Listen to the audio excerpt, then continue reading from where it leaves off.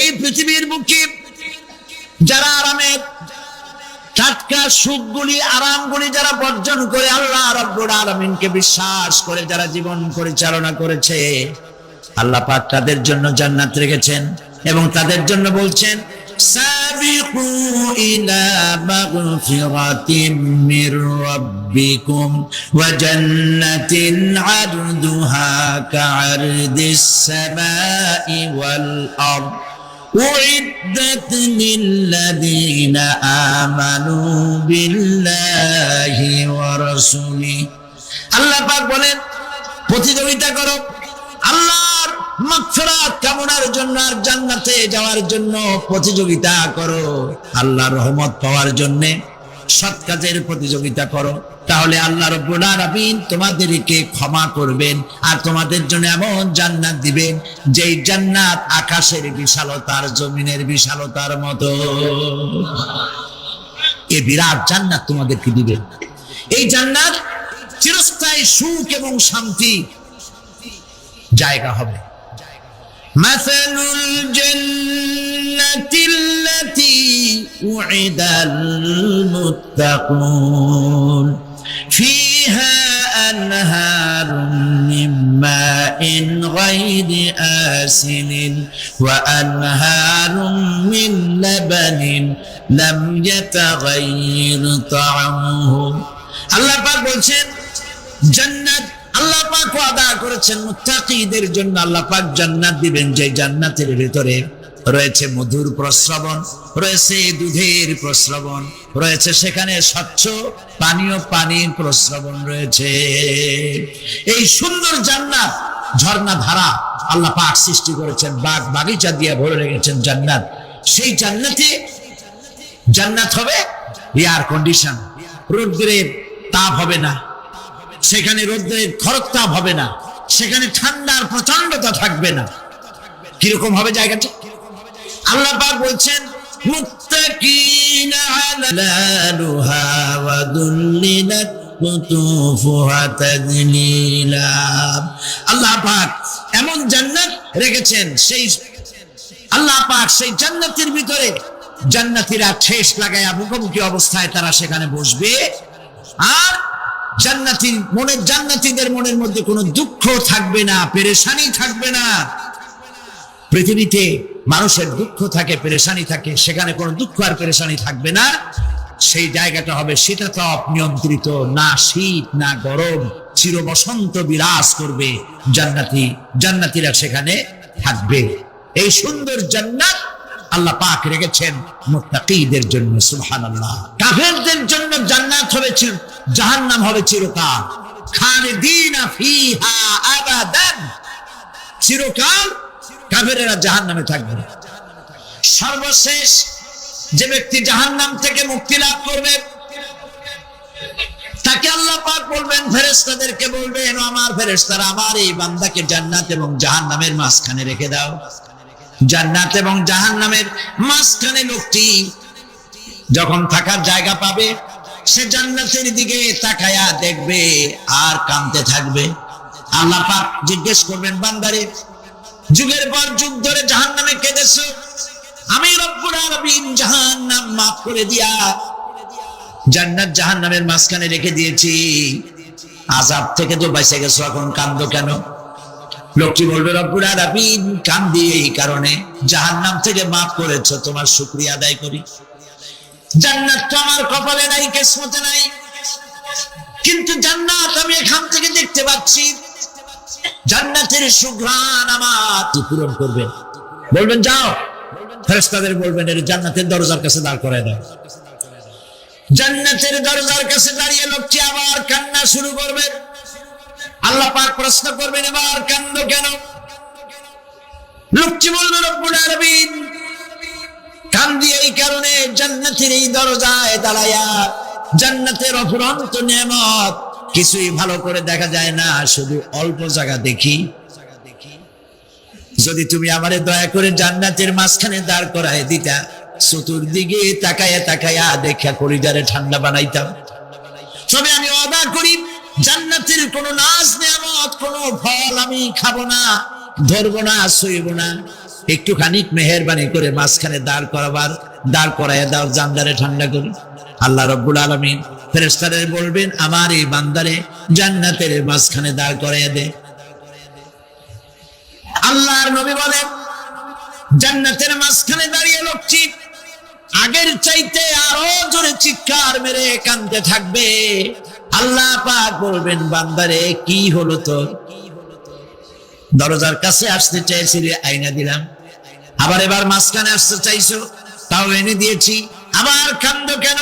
লোকটি বলবে, রব্বুল আলামিন, এবার কান্দি এই জন্যে তুমি যখন দয়া করে একটিবার জান্নাতের মাঝখানে এনে আমাকে দাঁড় করায় দিয়েছো।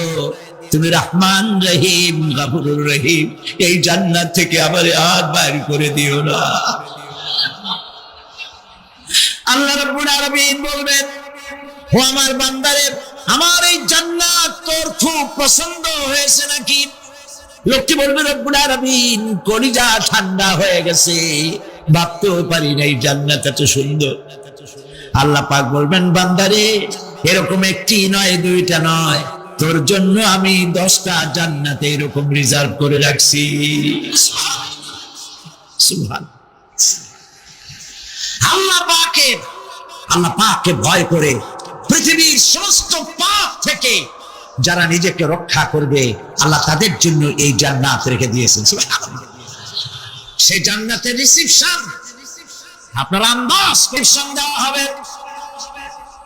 জান্নাতীরা যখন আল্লাহর হুকুমে জান্নাতের দিকে যেতে লাগবে, আর যখন জান্নাতের কাছে চলে যাবে, আল্লাহ রাব্বুল আলামিন শোনায় দিচ্ছেন, হাত্তা ইদা জাউহা ফুতিহাত আবওয়াবুহা ওয়া ক্বালা লাহুম খাযানাতুহা সালামুন আলাইকুম তিবতুম ফাদখুলুহা খালিদিন। সুবহানাল্লাহ।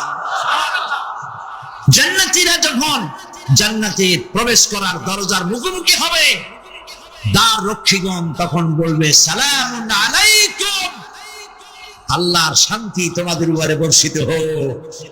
সুবহানাল্লাহ। দুনিয়ার টাটকা সুখগুলি 2 পা দিয়ে ছেলে দিয়েছো, টাটকা সুখগুলি গ্রহণ করো নাই, হারাম খাও নাই, আল্লাহর দ্বীন কায়েমের জন্য রক্ত দিয়েছো, জীবন দিয়েছো, কষ্ট করেছো, আল্লাহকে ভয় করেছো। আমাদের সালাম গ্রহণ করো, জান্নাতের মধ্যে ঢুকে যাও চিরকালের জন্য। সুবহানাল্লাহ। আর বাইরে হওয়া লাগবে না, চিরকাল এই জান্নাতের মধ্যে তোমরা বসবাস করতে পারবে। আল্লাহ রাব্বুল আলামিনের ফেরেশতারা বলে দিবেন। জান্নাতের মধ্যে আল্লাহ পাক হুরদের সঙ্গে জান্নাতীদের বিয়ের ব্যবস্থা করে দিবেন। কোরআনে কারিমে আল্লাহ পাক বলেন, মুত্তাকিইনা আলা সুরুরিন মাসফুফাতিন ওয়া যাওয়াজনাহুম বিহুরিন ঈন। যেসব হুরের সঙ্গে বিয়ে হবে তাদের আল্লাহ পাক বিবরণ দিচ্ছেন, কি রকম হবে তারা। লাম ইয়াতমিসহুন্না ইনসুন ওয়ালা জান, এর পূর্বে জিন এবং ইনসান এদেরকে কেউ স্পর্শ করে না। কিরকম তারা? কাআন্নাহুন্নাল ইয়াকুতু ওয়াল মারজান, যেমন ঝিনুকের ভিতরে মণিমুক্তা থাকে, এইভাবে আল্লাহ পাক তাদেরকে পবিত্র করে রেখে দিয়েছেন। আমার প্রিয় ভাইরা, আল্লাহ রাব্বুল আলামিন কোরআনে কারীমের ভিতরে বলেছেন, ফাবিআইয়ি আলা'i রাব্বিকুমা তুকাযযিবান। জান্নাত দান করে আল্লাহ পাক এবার জান্নাতীদেরকে সম্বোধন করে বলবেন, ইয়া ইবাদি লা খাউফুন আলাইকুমুল ইয়াওমা ওয়ালা আনতুম তাহজানুন। হে আমার বান্দারা, লা খাউফুন আলাইকুমুল ইয়াওম, আজ আর কোনো ভয় নাই। সুবহানাল্লাহ, সুবহানাল্লাহ। আজ আর কোনো ভয় নাই, কোনো চিন্তাও নাই, আরামে এই জান্নাতের মধ্যে বসবাস করো। এরপরে আল্লাহ পাক জিজ্ঞেস করবেন, ও আমার জান্নাতীরা, আমি যেসব ওয়াদা করছিলাম আমার ওয়াদা মোতাবেক সমস্ত নিয়ামত পেয়েছো? তারা বলবে হ্যাঁ পেয়েছি, সব নিয়ামত আপনার ওয়াদা মোতাবেক সব পেয়েছি। জান্নাতীরা বুঝবে না সে আরো বেশিটা কি, এর থেকে আর বেশি কি। প্রিয় ভাই সব, নবী করিম সাল্লাল্লাহু আলাইহি সাল্লাম বলেছেন জান্নাতের সুখ আর শান্তি কোন চোখ নাই যা দেখেছে, যা কোন অন্তঃকরণ নাই যা কল্পনা করতে পেরেছে। এই জান্নাত মুত্তাকিদের জন্য আল্লাহ রাখছেন, সুবহানাল্লাহ। জান্নাতীরা ভাবতেও পারবে না সেই নিয়ামতগুলি কি। প্রিয় ভাই সব, সেই মুহূর্তে আল্লাহর নবী মুহাম্মদুর রাসূলুল্লাহ সাল্লাল্লাহু আলাইহি ওয়াসাল্লাম বলবেন, রব্বুল আলামিন আমার উম্মতেরা জান্নাতীরা বুঝতে পারে নাই আপনার কাছে কি নিয়ামত আরো বেশি আছে। আমার এই উম্মতেরা জান্নাতীরা আপনার ওয়াদা মোতাবেক সব পেয়েছে, কিন্তু একটি জিনিস এখনো তাদের কিসমতে হয় নাই। সেই জিনিসটা হলো যারা তার রবকে না দেখে শুধু কোরআন আর হাদিসের কথা শুনে আরবের ঘুম হারাম করে তাহাজ্জুদের নামাজ আদায় করেছিল, চোখের পানি ফেলেছিল, যারা জান্নাত দেখে নাই জাহান্নাম দেখে নাই, আপনাকে ভয় করে যারা জীবন পরিচালনা করেছিল, যারা আপনাকে দেখে নাই, না দেখে শুধু কোরআন হাদিস বিশ্বাস করে যারা অকাতরে নিজেদের জীবন বিলায় দিয়েছিল, এই জান্নাতীরা এখন পর্যন্ত তার রবকে দেখতে পারে নাই। আল্লাহ রাব্বুল আলামিন তার সামনে থেকে ৭০,০০০ পর্দা সরে যাবে। আল্লাহ পাক বান্দাদের আরজি পুরা করার জন্য জান্নাতীদের সামনে তিনি জালোয়া ফরজ হবে। কোরআন শরীফের ভিতরে আল্লাহ পাক বলেন জান্নাতীরা তারা আল্লাহর দিকে, জান্নাতীরা তার রবের দিকে তাকিয়ে থাকবে আর রব তার বান্দাদের দিকে তাকায়া থাকবে। প্রাণ খুলে আজ দোয়া করি রব্বুল আলামিন জান্নাতের যেই পরিবেশে যেই জায়গায় তুমি দয়া করে তোমার গোলামদেরকে তুমি নিজেই দর্শন দিবে, দেখা দিবে। মনিব গো, ও আমাদের রব, আজ এই বিশাল জনসমুদ্র নিয়ে তোমার দরবারে আবেগ ভরা কণ্ঠে বলি, যে অনুষ্ঠানটি তুমি এমন মুবারক অনুষ্ঠান করবে যেখানে তুমি জান্নাতীদেরকে দেখা দিবে, ওই জান্নাতের কোনো একটি, ওই অনুষ্ঠানের কোনো একটি কোনায় কানায় আমাদেরকেও দাঁড় করাইয়া দেখান তো।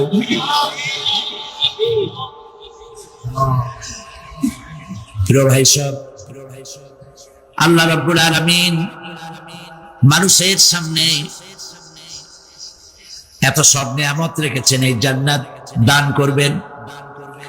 এরপরে আল্লাহ রাব্বুল আলামিন কোরআনে কারীমের মধ্যে বলেছেন রব্বিস সামাওয়াতি ওয়াল আরদি ওয়া মা বাইনাহুমার রাহমানি লা ইয়ামলিকুনা মিনহু খিতাবা।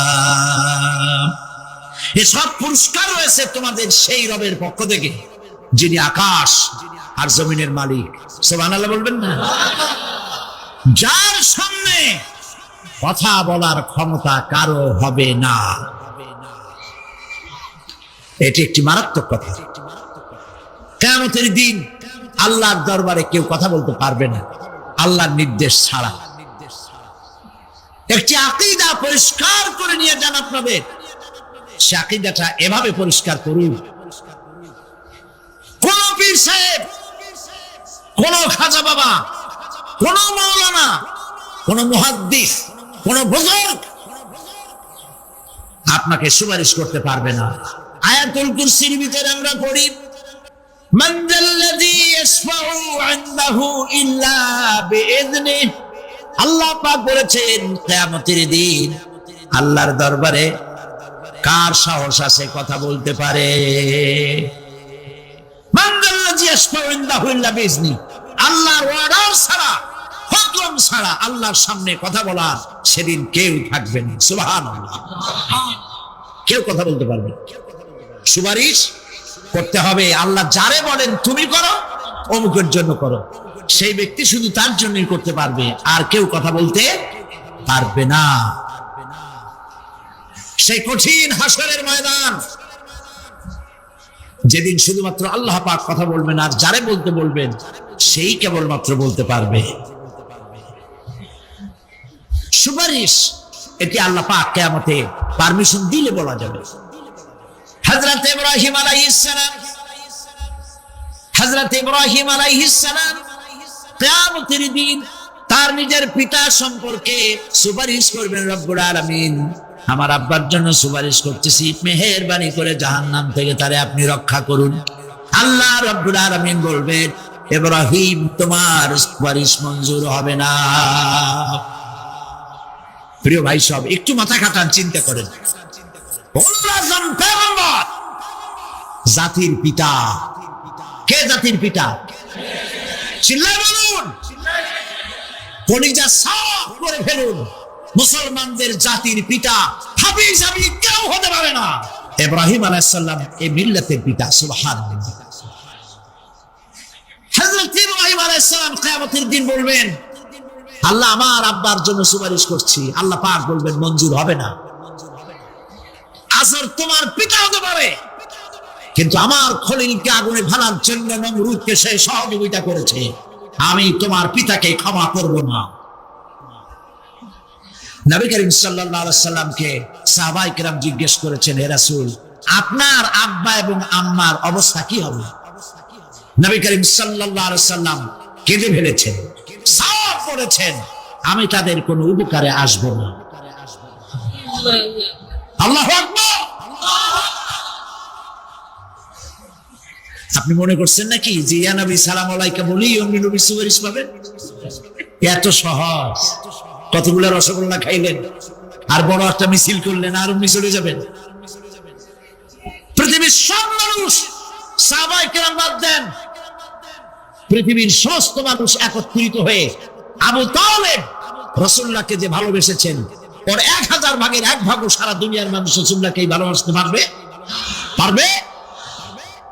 নিজের ছেলে আলীকে, আলী রাদিয়াল্লাহু তাআলা আনহুকে আলাদা বিছানায় শোয়াইয়া, ছোট্ট মানুষ হযরত আলী আলাদা জায়গায় রাখিয়া মুহাম্মদুর রাসূলুল্লাহ সাল্লাল্লাহু আলাইহি ওয়াসাল্লাম এতিম মানুষ তারে কলিজার সাথে বুকের মধ্যে আশ্রয় দিয়ে আগলে রেখেছেন বুক করে।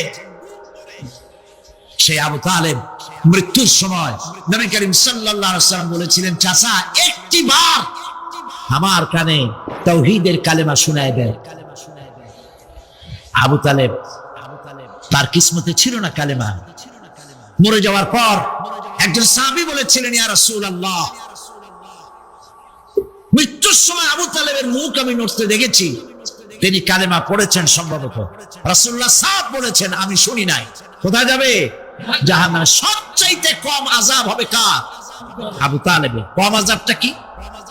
হাদিস শরীফে এসেছে, কম আযাব হলো জাহান্নামের আগুন দিয়ে এক জোড়া জুতা তৈরি করে আবু তালেবের পায়ে পরিয়ে দেওয়া হবে। সেই জাহান্নামের আগুনের তৈরি করা জুতার তাপে আবু তালেবের মাথার ঘিলুগুলো টকবক করে পড়তে লাগবে। এত ভালোবেসে যদি কিয়ামতের উপায় না হয়, আপনি ইয়া নবী সালাম আলাইকা, ইয়া রাসূল সালাম আলাইকা, আর কতগুলো জিলাপি খাইলেন, বড় একটা মিছিল করলেন।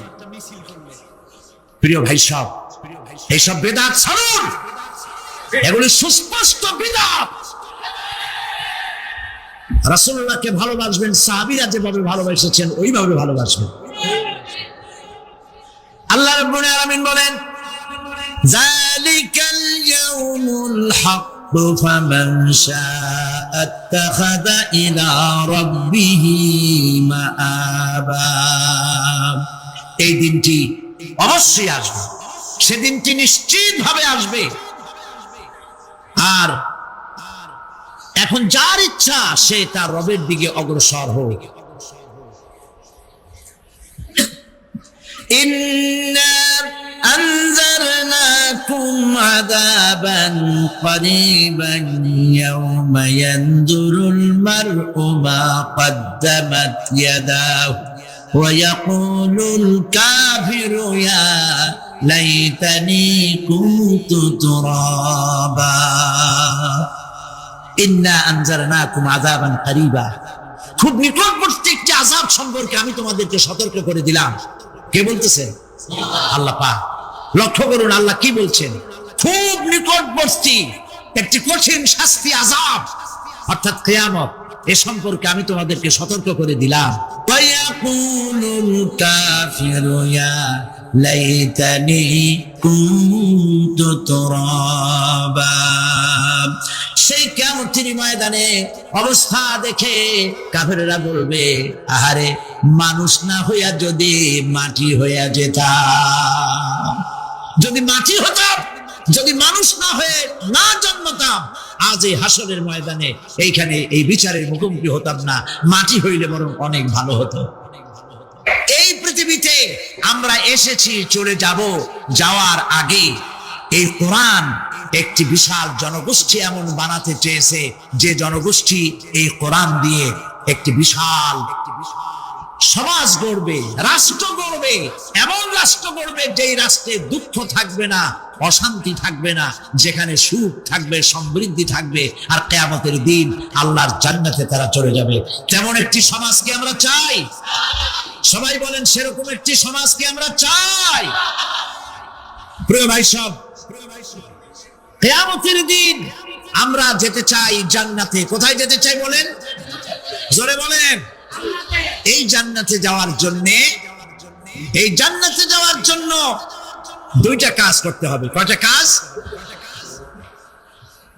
আল্লাহ রাব্বুল আলামিন বলেন, ফামান কানা ইয়ারজু লিকাআ রাব্বিহি ফালইআমাল আমালান সালিহান ওয়া লা ইউশরিক বিইবাদাতি রাব্বিহি আহাদা। আল্লাহ পাক বলেন, যে বাজারা আমার সঙ্গে দেখা করতে চায় কিয়ামতে, দুইটা কাজ করা লাগবে। বলেন কয়টা কাজ? একটা হলো নেক আমল। কি আমল বলেন? নেক আমল। নেক আমল কারে বলে? নেক আমল করতে হলে আবার দুইটা শর্ত লাগে। এক নম্বরে কাজটা করতে হবে আল্লাহরে খুশি করার জন্য। কারে খুশি করার জন্য? মসজিদ বানাবেন, হসপিটাল বানাবেন, যা কিছু করেন, নিয়ত হবে আল্লাহকে খুশি করা। নিয়ত হবে কারে খুশি করা? আল্লাহ পাককে খুশি করা। এই হলো নেক আমলের প্রথম শর্ত। কাজ হবে আল্লাহকে খুশি করার জন্য। দুই নম্বরে কাজটি হতে হবে সুন্নতে নববী সাল্লাল্লাহু আলাইহি ওয়াসাল্লামের উপরে। মনে থাকবে, দাড়ি রাখবো। কেন রাখবো? রাসূলের সুন্নাত। রাখবো কারে খুশি করার জন্য? আল্লাহকে খুশি করার জন্য। রাখবো কার মতো? রবীন্দ্রনাথের মতো, কার্ল মার্কসের মতো, কবির মতো নয়। রাখতে হবে কার মতো? নবীর মতো। বুঝে নেন, কাজটা হতে হবে আল্লাহকে খুশি করার জন্য। দুই নম্বরে কাজটা হতে হবে সুন্নতে নববী সাল্লাল্লাহু আলাইহি ওয়াসাল্লামের উপরে হতে হবে। তাহলে এই হলো এক নম্বর। জান্নাতে যাওয়ার জন্য, আল্লাহর সাথে দেখা করার জন্য এক নম্বরের কাজ হলো নেক আমল। বলেন এক নম্বরের কাজ কি? দুই নম্বরের কাজ ওয়ালা ইউশরিক বিইবাদাতি রাব্বিহি আহাদা। আল্লাহ রাব্বুল আলামিনের ইবাদতের সাথে কাউকে শরীক স্থাপন করা যাবে না। আমরা যারা মুসলমান, অধিকাংশ মুসলমান শিরকের ভিতরে মুবতলা হয়ে আছে। বিশ্বাস করেন কিনা বলেন? কাফেররা তো মুশরিক আছে, ওরা তো মুশরিক আছেই, কিন্তু আমরা মুসলমানেরা আমাদের আমলের মধ্যে, আমাদের অজান্তে সবের নিয়তে অনেক শিরক আমরা করে বসি। নাউজুবিল্লাহ। বলেন নাউজুবিল্লাহ। আল্লাহর কাছে কান্দে কান্দে মাপ চাওয়া লাগবে যে আল্লাহ, শিরক থেকে আমাকে রক্ষা করো, বাঁচাও। অনেক গোপন শিরক আছে। মাজারে যান, পীর সাহেবের কাছে যান, মনে যদি নিয়ত থাকে উনি ফু দিলে আমি ভালো হবই, উনি তাবিজ দিলে আমার বাচ্চা হবেই, উনি আমারে দয়া করলেই আমার ব্যবসায় উন্নতি হবেই, এইটার নাম শিরক। এটার নাম কি? ওয়াইজা সাআলতা ফাসআলিল্লাহ ওয়াইজা ইসতাআনতা ফাসতাইন বিল্লাহ। যা বলার আল্লাহরে বলো, আর যা চাওয়ার কার কাছে চাও? চিল্লা বলেন। কলিজাটাকে পরিষ্কার করে দেন আজকের মাহফিলে। এই কলিজায় কারো প্রতি কোনো ভয় রাখবো না আল্লাহ ছাড়া। ভয় করবো কারে বলেন? মহব্বত আল্লাহ ছাড়া, এত বেশি মহব্বত আর কাউকে করব না। আল্লাহ তাআলা আমাদের কলিজায় তোমার ভয় এবং মহব্বত দিয়ে ভরে দাও, রাসূলের মহব্বত দিয়ে আমাদের দিলকে ভরে দাও। বিশ্বাস করুন ভাই সাহেব, কোরআন শরীফ আমার সামনে, বিশ্বাস করুন। দেশি পীর বিদেশি পীর, খাজা বাবা দেশি এবং বিদেশি, কেউ আপনার ভাগ্য বদলাই দিতে পারবে না। এই পিছনে দৌড়ায় দৌড়ায় কোনো লাভ নয়। এতক্ষণ মসজিদের ভেতরে বসে আল্লাহর কাছে কাঁদে। ওয়াকালা রাব্বুকুম উদউনি আস্তাজিব লাকুম। তোমার রব বলেছে আমারে ডাকো, আমি ডাকের সাড়া দিয়ে দেব। সুবহানাল্লাহ। আর আল্লাহ বলেছেন আমার ইবাদতের সাথে কাউকে শরীক করবে না। খবরদার। আলাইসাল্লাহু বিকাফিন আবদা। আল্লাহ প্রশ্ন করছেন, আলাইসাল্লাহু বিকাফিন আবদা, আমি কি আমার বান্দার জন্য যথেষ্ট নই? হাবিজাবি সম্রাট না, দিল্লির সম্রাট। এখন কোথায়? কবরে। কবি বলতেছেন, শাহনে জাহাं को जिन्हें फक्र से देते थे बाज, शाहने जहां को जिन्हें फक्र से देते थे बाज, वाज कब्र में है सूरह अलहम्दु की मोहताज। সারা ভারতবর্ষ যারা ট্যাক্স দিয়ে নিজেকে সৌভাগ্যবান বলে মনে করত, সে আজ কবরের মধ্যে ভিক্ষুকের মতো সূরা আল-হামদুর মতো একটি সূরার মুহতাজ হয়ে ভিক্ষুকের মতো শুয়ে আছে। সম্রাট শাহজাহান মসজিদে বসে আছে, এক ফকির ঘুরতেছে। লোকেরা কয় ছোটবেলা থেকেই তোমার খয়রাত করতে দেখলাম, ভিক্ষা কি জীবনেও যাবে না তোমার? লোকটি বলছে আমি ভিক্ষা করবো ছাড়া আমার উপায়টা কি? এই লোকটি আমি ভিক্ষা করা ছাড়া করবো কি? লোকেরা তো আমার 60 টাকা 50 টাকা 100 টাকা দেয় না, 4 আনা 5 আনা 1 টাকা এই আমার দেয়, এ দিয়ে আমি বড় লোক হবো কেমন? লোকটি বলছে আচ্ছা দেখো, তুমি তো জায়গা মতো যাইতে পারো না, বাদশার কাছে যাও, এমন দেওয়া দেবে জীবনে আর খয়রাত করা লাগবে না। তো বাদশার কাছে কি খয়রাতি যাইতে পারে কোনোদিন? হ্যাঁ এখন পারবে। কেমনে?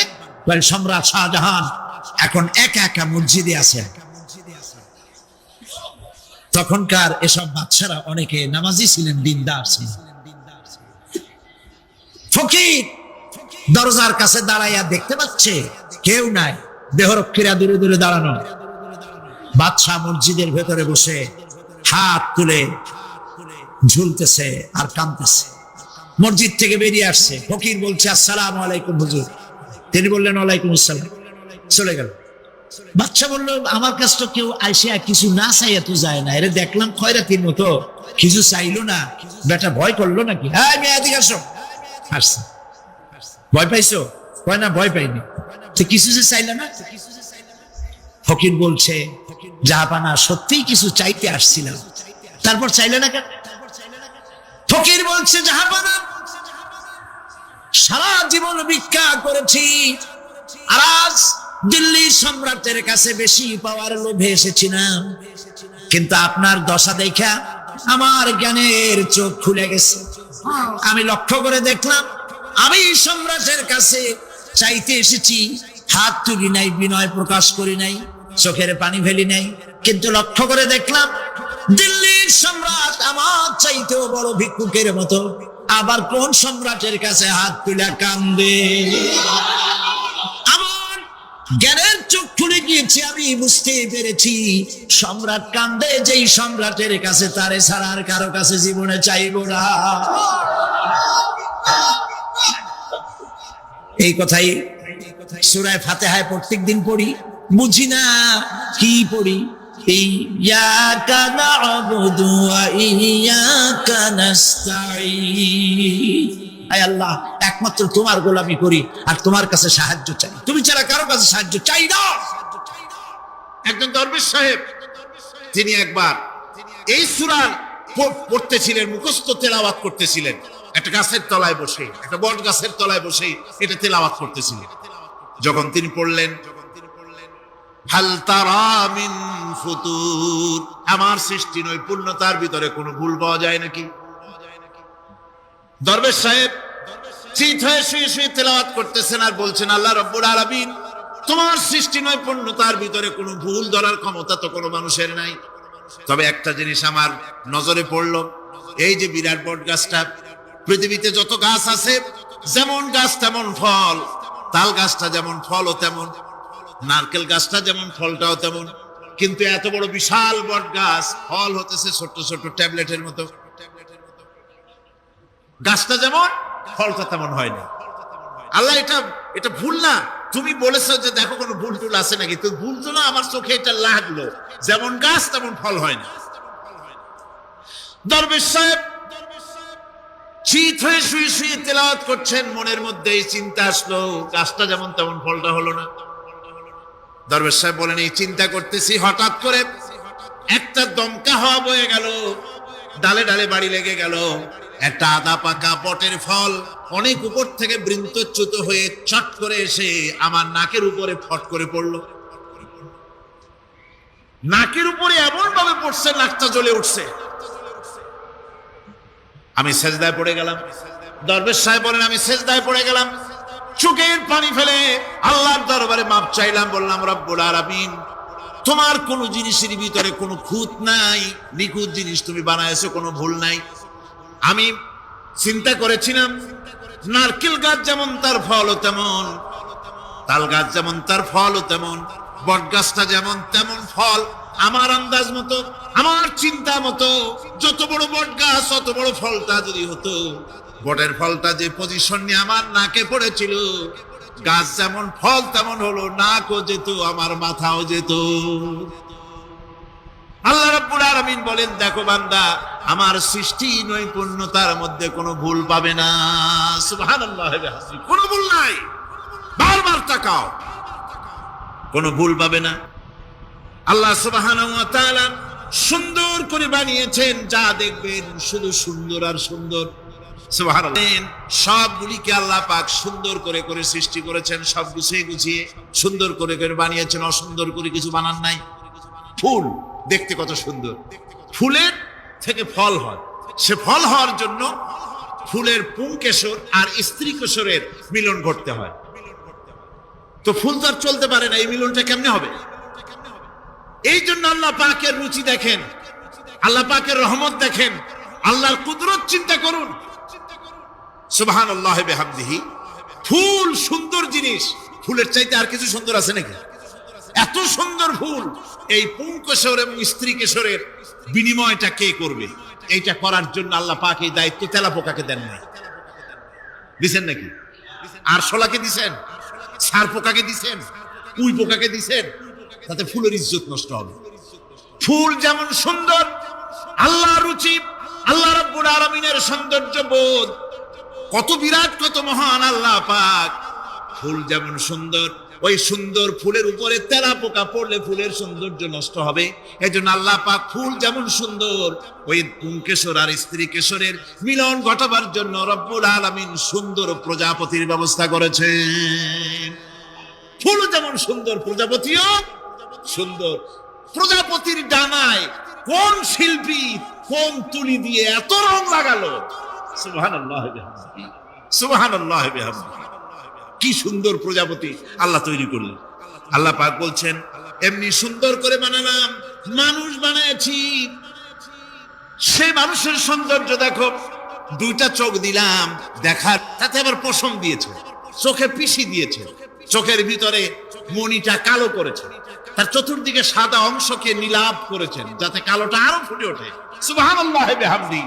কত সৌন্দর্য আল্লাহ রাব্বুল আলামিন মানুষকে দিয়েছেন। আল্লাহর রহমতের ওয়াজ সারা বছর করলেও তো ঘুরাবে না, এত রহমত, এত দয়া আল্লাহ সুবহানাহু ওয়া তাআলা। মানুষ আল্লাহ কি সুন্দর করে বানালেন। একবার একজন দরবেশ সাহেব রাস্তা দিয়ে যাচ্ছেন, প্রতিমধ্যে তিনি দেখতে পেলেন নদী থেকে এক কলসি পানি নিয়ে এক যুবতী সুন্দরী মেয়ে রাস্তা বেয়ে যেতেছে। দরবেশ সাহেব দাঁড়ায় গেলেন, আর ওই যুবতীর দিকে এক নজরে তাকায় আছেন, চোখে পলক দেয় না। এরপরে যুবতী থমকে দাঁড়ায় গেল। আধা বুড়া মানুষ, দাড়ি অর্ধেক পাইকে গেছে, দেখতে তো দেখায় খুব বুজুর্গ মানুষ, কিন্তু রাস্তায় আমার একা পায়া এমনি করে তাকিয়ে আছে, আর চোখ দিয়েও তো পানি পড়ে। ব্যাপারটা কি? দরবেশ কাঁদে কেন? প্রতিমধ্যে আমাকে একা পেয়ে দরবেশ কাঁদে কেন, তাকিয়ে আছে কেন? মহিলার চিন্তা জাগলো। শেখ সাদি রহমতুল্লাহ আলাইহি ঘটনা লিখেছেন, বাংলা কবিতার অনুবাদ করেছেন। একদা সুখদায়ক প্রমোদা বদন, দর্শন করি মম ঝরিল নয়ন।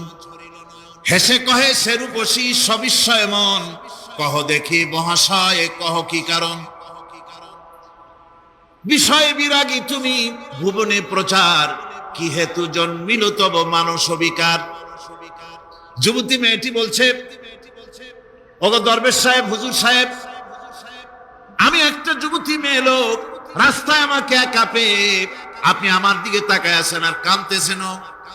এই বৃদ্ধ বয়সে ভীমরতি হলে কেন? আমাকে দেখে কাঁদেন কেন? আর এক নজরে কেন তাকায়ছেন? কারণটা কি? কি কুমতলব আছে? দরবেশ সাহেব বলছেন, হেসে কহিলাম বালে করহ শ্রবণ, নেত্র ঝরে তবু হেতু ভেব না এমন। তোমার প্রেম পাওয়ার জন্যে তোমাকে দেখে লোবাতুর এবং কামুক হয়ে তোমার দিকে তাকায় কান্দি, একবারও ভেব না। আল্লাহর কসম আমি কাঁদতেছি, তোমার এত সুন্দর স্বাস্থ্য আর চেহারা যে আল্লাহ রাব্বুল আলামিন বানায় দিলেন, না জানি সেই আল্লাহ কত সুন্দর, যার সৃষ্টি এত সুন্দর, সে আল্লাহ রাব্বুল আলামিন না জানি কত সুন্দর। আল্লাহ পাক সেই সুন্দর আল্লাহ রাব্বুল আলামিনকে দেখার তৌফিক যেন আমরা পাই। জোরে বলেন আমিন, আর জোরে বলেন আমিন। আল্লাহ পাক বলছেন, আমি সুন্দর করে সব তৈরি করে দিয়েছি। বুঝবে তারা যারা চিন্তাশীল, যারা গবেষণা করে। ইন্না ফি খালকিস সামাওয়াতি ওয়াল আরদি ওয়া ইখতিলাফিল লাইলি ওয়ান নাহার লাআয়াতিন লিউলিল আলবাব। নিশ্চয়ই যারা নাকি জ্ঞানবান, তারা রাত এবং দিনের পরিবর্তন, আকাশ এবং জমিনের সৃষ্টি ইত্যাদির ব্যাপারে, এই সৃষ্টি নৈপুণ্যতার ব্যাপারে তারা চিন্তা করে, গবেষণা করে। এবং দিনের পার্থক্য, মানুষের জীবনকে জীবন পদ্ধতিকে দুই ভাগে বিভক্ত করেছে, রাত এবং দিন। দেখেন আল্লাহর রহমত এবং কুদরত সব জায়গায়। রাত এবং দিন মানুষের জীবন চলার পথকে, জীবন পদ্ধতিকে কয় ভাগে ভাগ করেছে? দুই ভাগ। আল্লাহ পাক বলেন, ওয়াজআলনাল লাইলা লিবাসান ওয়াজআলনান নাহারা মাআশা। আমি রাতকে করেছি শান্তির বাহন, রাতকে করেছি আচ্ছাদন, শান্তির বাহন, আর দিনকে করেছি রোজগার করার জন্য। দিনের বেলায় রোজগার করবে, কামাই রুজি করবে, কল কারখানায় যাবে, খেতে খামারে যাবে, অফিস আদালতে যাবে, কাজ কাম করবে। এ কাজ করে করে শরীরের ভিতরে ক্লান্তি আসে, অবসাদ এসে যায়। রাতটাকে আচ্ছাদন করে দিয়েছি, দিনের কোলাহল মুক্ত রাত। সূর্যের আলোর ঝলকানি, তীব্র আলো নাই, চিৎকার নাই, আওয়াজ নাই। রাতের একটি অন্ধকার চাদর পরিয়ে দিলাম এই পৃথিবীর উপরে। রাতের একটি অন্ধকার চাদর পৃথিবীর উপরে পরিয়ে দিলাম। কোলাহল মুক্ত পৃথিবী এখন। সূর্যের তীব্র আলো আর নাই। এখন আরামে তুমি ঘুমিয়ে যাও, ঘুমাও, আবার সকালবেলা উঠে তুমি কাজ করবে। আল্লাহ পাক বলেন, আমি এভাবে ওয়ামির রাহমাতিহি জাআলা লাকুমুল লাইলা ওয়ান নাহারা লিতাসকুনু ফীহি ওয়া লিতাবতাগু মিন ফাদলিহি। আল্লাহর রহমতের ভিতরে এটাও রহমত, আল্লাহর করুণা, আল্লাহর দয়া, যে তিনি দিনকে করেছেন রুজি কামার জন্য, রাতকে করেছেন তিনি তোমাদের জন্য ঘুমাবার জন্য, বিশ্রামের জন্য। এই ব্যবস্থা আল্লাহ রাব্বুল আলামিন করেছেন, যিনি তোমাদেরকে দুপুর বেলায়, বিকেল বেলায় তোমাদেরকে অবসাদ গ্রহণের জন্য, আরামের জন্য দুপুর এবং বিকাল, সকাল ইত্যাদি তৈরি করেছেন। কোরআন শরীফের ভিতরে আল্লাহ পাক এই সমস্ত কথাগুলি ব্যাখ্যা সহকারে বলে দিচ্ছেন যে আমার রহমত ওয়াসিআত রাহমাতি কুল্লে সেই, সমস্ত জিনিসে চতুর্দিকে, তুমি যেখানে আছো তার চতুর্দিক, আকাশ এবং জমিন, আমার রহমত তোমাকে ঘিরে রেখেছে। এ কোরআন নাজিল করেছেন সেই আল্লাহ, সেই রহমান, যার দয়া সর্বত্র ছড়িয়ে আছে। আল্লাহ পাক বলছেন, এরপরে তোমাকে সৃষ্টি করলাম, জমিন সৃষ্টি করলাম খাবারের জন্য। আমার রহমতের বিষয়টা দেখো, আমি এমন দয়াবান, এমন মেহেরবান। এবার তোমার খাবারের জরুরত হলো তুমি কি খাবে, সেজন্য এই জমিনে ফসলের ব্যবস্থা আমি আল্লাহ করেছি। জোরে বলেন সুবহানাল্লাহ। জমিন শুকায় গেছে, আরসালার রিয়াহা ফাতুসিরু সাহাবা, সমুদ্রের পানি, লবণাক্ত পানিগুলি বাষ্পীয় আকারে উত্থিত হয়ে যায়, মেঘমালায় পরিণত হয়ে যায়। বাতাসকে বলি এই মেঘকে টেনে নিয়ে যাও অমুক জায়গার উপরে, মেঘ চলে এলো। আল্লাহ বলেন ফাসুকনাহু ইলা বালাদিন মাইয়িতিন ফাআহইয়ানা বিহিল আরদা বাদা মাউতিহা কাযালিকান নুশুর। আল্লাহ পাক বলছেন বৃষ্টির পানি পড়লো, মরা জমিন জিন্দা হয়ে গেল। এই মরা জমিন জিন্দা হলো। এরপরে তুমি বীজ বপন করলে, ধান বপন করলে, গম বপন করলে, মাটির খাসলাত হলো সব পচায় দেওয়া। মাটির খাসলাত কি কথা বোঝেন না? মাটির ধর্মটা কি? পচায় দেওয়া। যা রাখেন পচে যাবে, লোহা রাখেন জং ধরে যাবে, পাথর রাখেন আস্তে আস্তে, এ ধরনের যেসব জিনিস রাখেন আস্তে আস্তে করে ধ্বংস হয়ে যাবে, পচে যাবে। ওই মাটির ভিতরে ধান এবং গম, আপনার ফসল, আপনার খাদ্য, আপনার রিজিককে আমানত করে দিলেন। আল্লাহ পাক ওটাকে হেফাজত করলেন। এরপরে ওর ভিতর থেকে পাতা অঙ্কুরিত হয়ে বেরিয়ে এলো। এখন কেউ যদি বলে আল্লাহ যদি পানি না দেন, আল্লাহ যদি বৃষ্টিটা না দেন, তাহলে আমার অসুবিধাটা কি? আল্লাহ বলেন দেখো বৃষ্টিটা তো আমি দিলাম। বৃষ্টিটা কে দিলেন? আল্লাহ পাক বলেন আফারাআইতুমুল মাআল্লাযী তাশরাবুন আআনতুম আনজালতুমুহু মিনাল মুজনি আম নাহনুল মুনজিলুন। তোমরা যে পানি পান করো, আকাশ থেকে পানিটা কে বর্ষণ করে? তুমি করো না আমি করি? কে করে জোরে কর? আল্লাহ পাক বলছেন আমি পানি বর্ষণ করি। সেই পানিটা, এই যে বঙ্গোপসাগরের পানি, আপনাদের কর্ণফুলীর পানি, মিষ্টি না না? কি পানি জোরে কর? ইচ্ছে করলে লবণাক্ত অবস্থায় অবতীর্ণ করে দিতে পারতাম, জমিনের ফসল সব নষ্ট হয়ে যেত। কিন্তু আমি নুনা পানি উঠায়া ওই পানিগুলিকে মিষ্টি করে আমি নাজিল করে জোরে কর সুবহানাল্লাহ, মিষ্টি পানি অবতীর্ণ করে দিলাম। এখন মানুষ বলে আল্লাহ পানি না দিলে কি হইতো? আমাদের খাল আছে, বিল আছে, সাগর আছে, নদী আছে, পুকুর আছে, হাওড় আছে, টিউবওয়েল আছে, ডিপ টিউবওয়েল আছে। আল্লাহ বৃষ্টি না দিলে তো কি হয়ে গেল আমাদের? আল্লাহ পাক জবাব দিয়েছেন কুল আরাআইতুম ইন আসবাহা মাউকুম গাওরান ফামান ইয়াতিকুম বিমাইন মাইন। বলো দেখি সবে শুকাইয়া যদি যায় এই জমিনের পানি, তাহলে হেথায় তটডির ধারা কে দিবে সবারে আনি? টিউবওয়েলের পানি, পাতালের পানি, দরিয়ার পানি, সাগরের পানি, হাওড়ের পানি, বিলের পানি সব যদি আমি আল্লাহ শুকায় দেই, আমি আল্লাহ ছাড়া এমন কোন শক্তি আছে যে মরা গাঙ্গে নতুন করে পানির জোয়ার এনে দিতে পারে?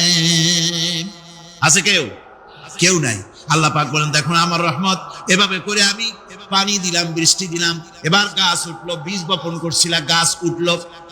আনতুম আনশাতুম শাজারাতাহা আম নাহনুল মুনশিউন। মাটি থেকে এই গাছকে কে উদ্গত করে দিল? হয় বেটা, কে দিল? তুমি দিছো না আমি দিয়েছি? কে দিয়েছে জোরে কর, জোরে চিল্লা এখন কে দিল? আল্লাহ পাক বলেন গাছ উদ্গত করে দিলাম, গাছ এবার বড় হলো। এই গাছ আল্লাহ রাব্বুল আলামিন এই গাছ তৈরি করলেন। এই গাছ শুধু আপনার জ্বালানি দেয় না, গাছ শুধু ফল দেয় না, এই গাছ মানুষের জন্য, গাছ হচ্ছে বন্ধু। মানুষের জন্য গাছ কি জোরে কোন কি? বন্ধু। সেই বন্ধুরে জন্মের কাটা কাটবেন নাকি? গাছ বন্ধু কি করে? গাছ বন্ধু হচ্ছে আমরা যে শ্বাস প্রশ্বাস নেই, মুখের থেকে নাকের থেকে যে শ্বাসটা ফেলি, সেটা হচ্ছে আমরা গ্রহণ করি বাতাস থেকে অক্সিজেন, ছেড়ে দেয় কার্বন ডাই অক্সাইড। এটা হচ্ছে বিষ। এটা কি? আমরা নিলাম পরিশুদ্ধ অক্সিজেন, নিলাম, ছেড়ে দিলাম এটাকে বিষ করে, এই বিষটা ছড়িয়ে গেল। এখন এই বিষ যদি আল্লাহ পরিশুদ্ধ করার কোন ফ্যাক্টরি না বানাতেন, তাহলে পৃথিবীর সমস্ত প্রাণী মরে যেত। সুবহানাল্লাহ কইতে ইচ্ছে করে না? আল্লাহ পাক কি ব্যবস্থাটা করলেন! কোন দুনিয়ায় ফ্যাক্টরি নাই মানুষ যে বিষাক্ত করে দেয় আবহাওয়াকে, সেটাকে রিফাইন করার ব্যবস্থা মানুষের কাছে নাই। আল্লাহ ব্যবস্থা করেছেন কি? আল্লাহ পাক গাছ বানায় দিলেন, গাছের সবুজ শ্যামল রং, ঘাসের সবুজ শ্যামল রং, তার খাদ্য হতেছে আপনি যেটা ছেড়ে দেন, আপনার জন্য যেটা বিষ সেটা হচ্ছে তার জন্য খাদ্য। কার্বন ডাই অক্সাইড গাছ টেনে নেয়, সারা রাত টানতে থাকে, অক্সিজেন থেকে বাতাস থেকে সারা রাত টানতে থাকে, কার্বন ডাই অক্সাইড খাবার হিসাবে সে টেনে নেয়। আর দিনের বেলা যখন রোদ ওঠে, সূর্যের উত্তাপ আর গাছের সবুজ রং দুটোতে মিলে এক প্রকারের রন্ধন ক্রিয়া হয়, রাধা হয়। সেই রান্নার মাধ্যমে গাছের ভিতর থেকে গাছ আবার অক্সিজেন মানুষের জন্য, প্রাণীর জন্য ছেড়ে দেয়। সুবহানাল্লাহ। তো গাছ আপনার জন্য বন্ধু, একদিকে গাছ আপনার এই কাজ করলো, ফার্নিচার বানাইলো, ছায়া দিল, ফল দিল। আল্লাহ পাক বলেন এই গাছগুলি কে তৈরি করলো? মিয়া তুমি করছো? না আমি করছি। আমি আমার রহমত দিয়ে তোমার গাছ বানাই দিলাম। এরপরে ফসল দিলাম, ফসল হলো, তোমার তরি তরকারি হলো, সবকিছু তোমার হয়ে গেল। এবার ফসল দেখা মানুষে যখন দেখে জমিনে বড় বড় ধানের গোছা হয়েছে, মোটা মোটা ধানের গোছা হয়েছে, মোছে তখন তেল মাখে আর নতুন নতুন গানের আয়োজন করে। এবার ফসল বেশি হয়েছে, গান, থিয়েটার, বাজনা, গুনাগার বিবি, কত রকমের গানের ব্যবস্থা করে ফেলে। জমিনে ফসল আর মোছে তেল মাখে আনন্দে।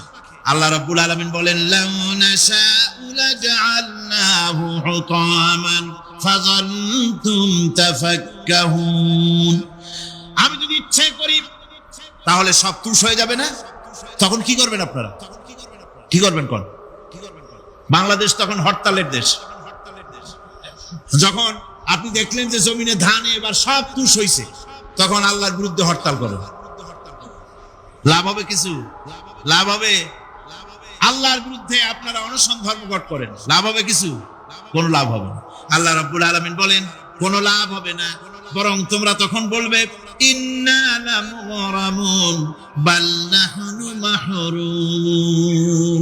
কপালে তখন আঘাত করবে, পরাঘাত করতে থাকবে আর বলবে যে আরে কপাল পোড়া হয়ে গেলাম, হতভাগ্য হয়ে গেলাম, বঞ্চিত হয়ে গেলাম, আল্লাহর রহমত থেকে সর্বনাশ হয়ে গেল। তখন কপালে আঘাত করা ছাড়া আর কিছুই করতে পারবে না। আল্লাহর বিরুদ্ধে মিছিল চলে না, সমাবেশ চলে না, বিক্ষোভ চলে না, হরতাল চলে না।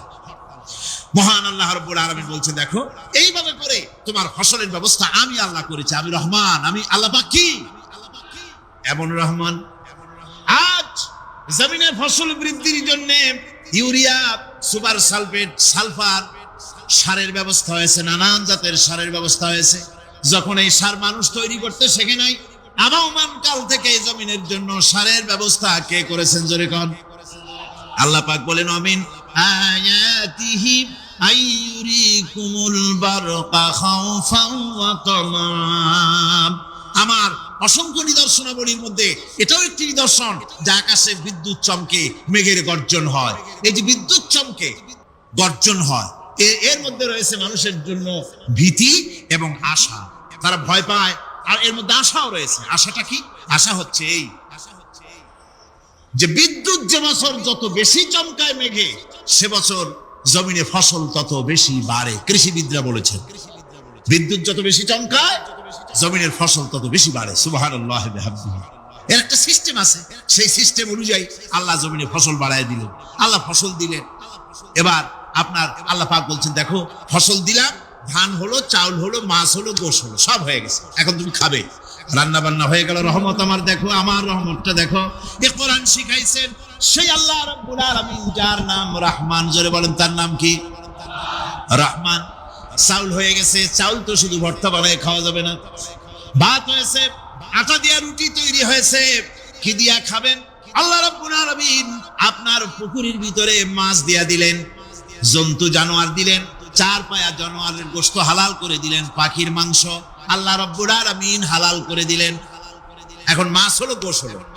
মাছ আর গোশ সিদ্ধ করে খাওয়া যাবে? জোরে বলেন যাবে? যাবে না। তার গন্ধ নষ্ট করতে হবে আর সুঘ্রাণ সৃষ্টি করতে হবে। এই গন্ধ নষ্ট করে সুঘ্রাণ সৃষ্টি করার জন্য লবঙ্গ তৈরি করলেন কে? কথা কন না কেন? এলাচি কার? দারচিনি কার? লবণ কার? মরিচ কার? হলুদ কার? পেঁয়াজ কার? সুবহানাল্লাহ। এত নিয়ামত আল্লাহ রাব্বুল আলামিন বলেন ওয়া ইন তাউদ্দু নি'মাতাল্লাহি লা তুহসুহা, আমার নিয়ামত গণনা করে করে আমার নিয়ামত গুণে শেষ করতে পারবে না, এত নিয়ামত আমি দান করেছি। এরপরে তরি তরকারি হলো, মাছ গোশ খেতে খেতে অস্থির হয়ে যাবে, তারপরে তরি তরকারি দিলাম, শাক সবজি দিলাম, সবকিছু আমি আল্লাহ রাব্বুল আলামিন দিয়েছি। আমার নাম রহমান, তোমার সমস্ত প্রয়োজন আমি দিয়েছি। আরে আর বলে সাদের লাউ বানাইলো বই রেখে। আল্লাহ শুকর আদায় করে, আল্লাহর নিয়ামতের শুকরিয়া আদায় করে। আমার ভাইয়েরা, আল্লাহ রাব্বুল আলামিন বলেন এই পৃথিবীর আমি রহমান, কোরআন আমি শিখাইছি আমি রহমান। এমন রহমান শুধু মানুষকে খাবার দেই না, এই পৃথিবীর সকল প্রাণীকে আমি খাবার দেই। জোরে কান সুবহানাল্লাহ। সকল প্রাণীর খাবার কে দেন? ওয়ামা মিন দাব্বাতিন ফিল আরদি ইল্লা আলাল্লাহি রিজকুহা, এই পৃথিবীর বুকে এমন কোন বিচরণশীল জীব নাই যে জীবের রিস্কের দায়িত্ব আমি আল্লাহ গ্রহণ করি নাই। সমস্ত রিস্কের দায়িত্ব কে নিয়েছেন? চিল্লায় এখন আল্লাহ সুবহানাহু ওয়া তাআলা। আচ্ছা আপনি কোন তো দেখি, একজন জমিদার, একজন বড় লোক, চৌধুরী, খুব বড় লোক, তার বাড়িতে 20 জন লোক গেছে রাতের বেলায়। 20 জন লোক গিয়ে মেহমান হইল। মেহমান হইয়া তারা বলতেছে সাহেব আমরা তো মেহমান, আমি এক একজন এক এক রকমের খাবার চাইলো। একজনে বললো আমি হরিণ খাবো, আর একজনে কয় আমি মুরগি খাবো, আর একজনে বললো আমি খরগোশ খাবো, আর একজনে বললো আমি হাতি খাবো, আর একজনে বললো আমি ছাগল খাবো। 20 জন মানুষে 20 রকমের খাবার চাইলো। একজনে কয় বোয়াল মাছ খাবো, আর একজনে কয় রুই মাছ খাবো। 20 জনে 20 রকমের খাবার দাবি করলো। বলেন জমিদার তো বাড়ির ধারে, জমিদারের বাপ, সেও কি পারবে 20 জনকে 20 রকমের খাবার পরিবেশন করতে? কোন প্রস্তুতি ছাড়া পারবে? পারবে। কোন প্রস্তুতি ছাড়া, কোন প্রস্তুতি ছাড়া জমিদার হোক রাজা বাদশাহ হোক 20 জন মানুষের খাবার 20 রকমের দিতে পারে না।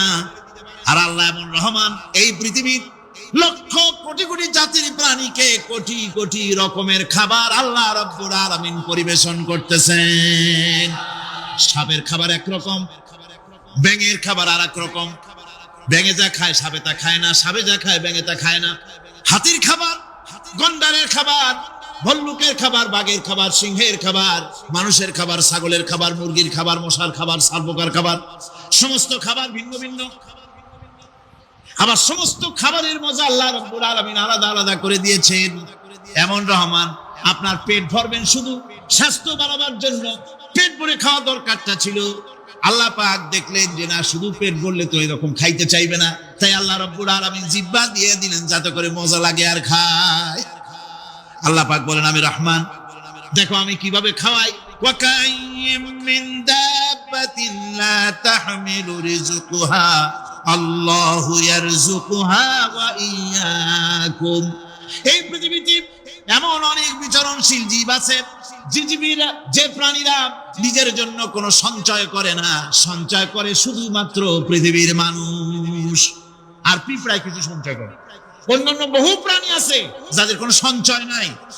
কি বলেন, পাতিশিয়ালের কোনো ব্যাংকে অ্যাকাউন্ট আছে নাকি? না। শীতের মৌসুমে পাতিশিয়াল আইসা ব্যাংকের ম্যানেজারকে বলে না যে কয়েকটা মুরগি আনছি, আমার নামে একটা অ্যাকাউন্ট ওপেন করে। বৃষ্টির সময় আমি যেন ওগুলো উঠাইয়া পাইকারি ধরে খাইতে পারি। ওর কোনো খাবার নাই, সঞ্চয় নাই। এ ধরনের পাখির সঞ্চয় নাই, পশুর সঞ্চয় নাই। মহান আল্লাহ রাব্বুল আলামিন তিনি বলছেন সকাল বেলায় পাখি তার বাসা দিয়া ক্ষুধার্ত পেট নিয়ে পাখিগুলি উড়ে চলে যায়। সাপ তার গর্ত থেকে বের হয় খালি পেটে, পাতি শৃগাল খালি পেট নিয়ে গর্ত থেকে বেরিয়ে যায়।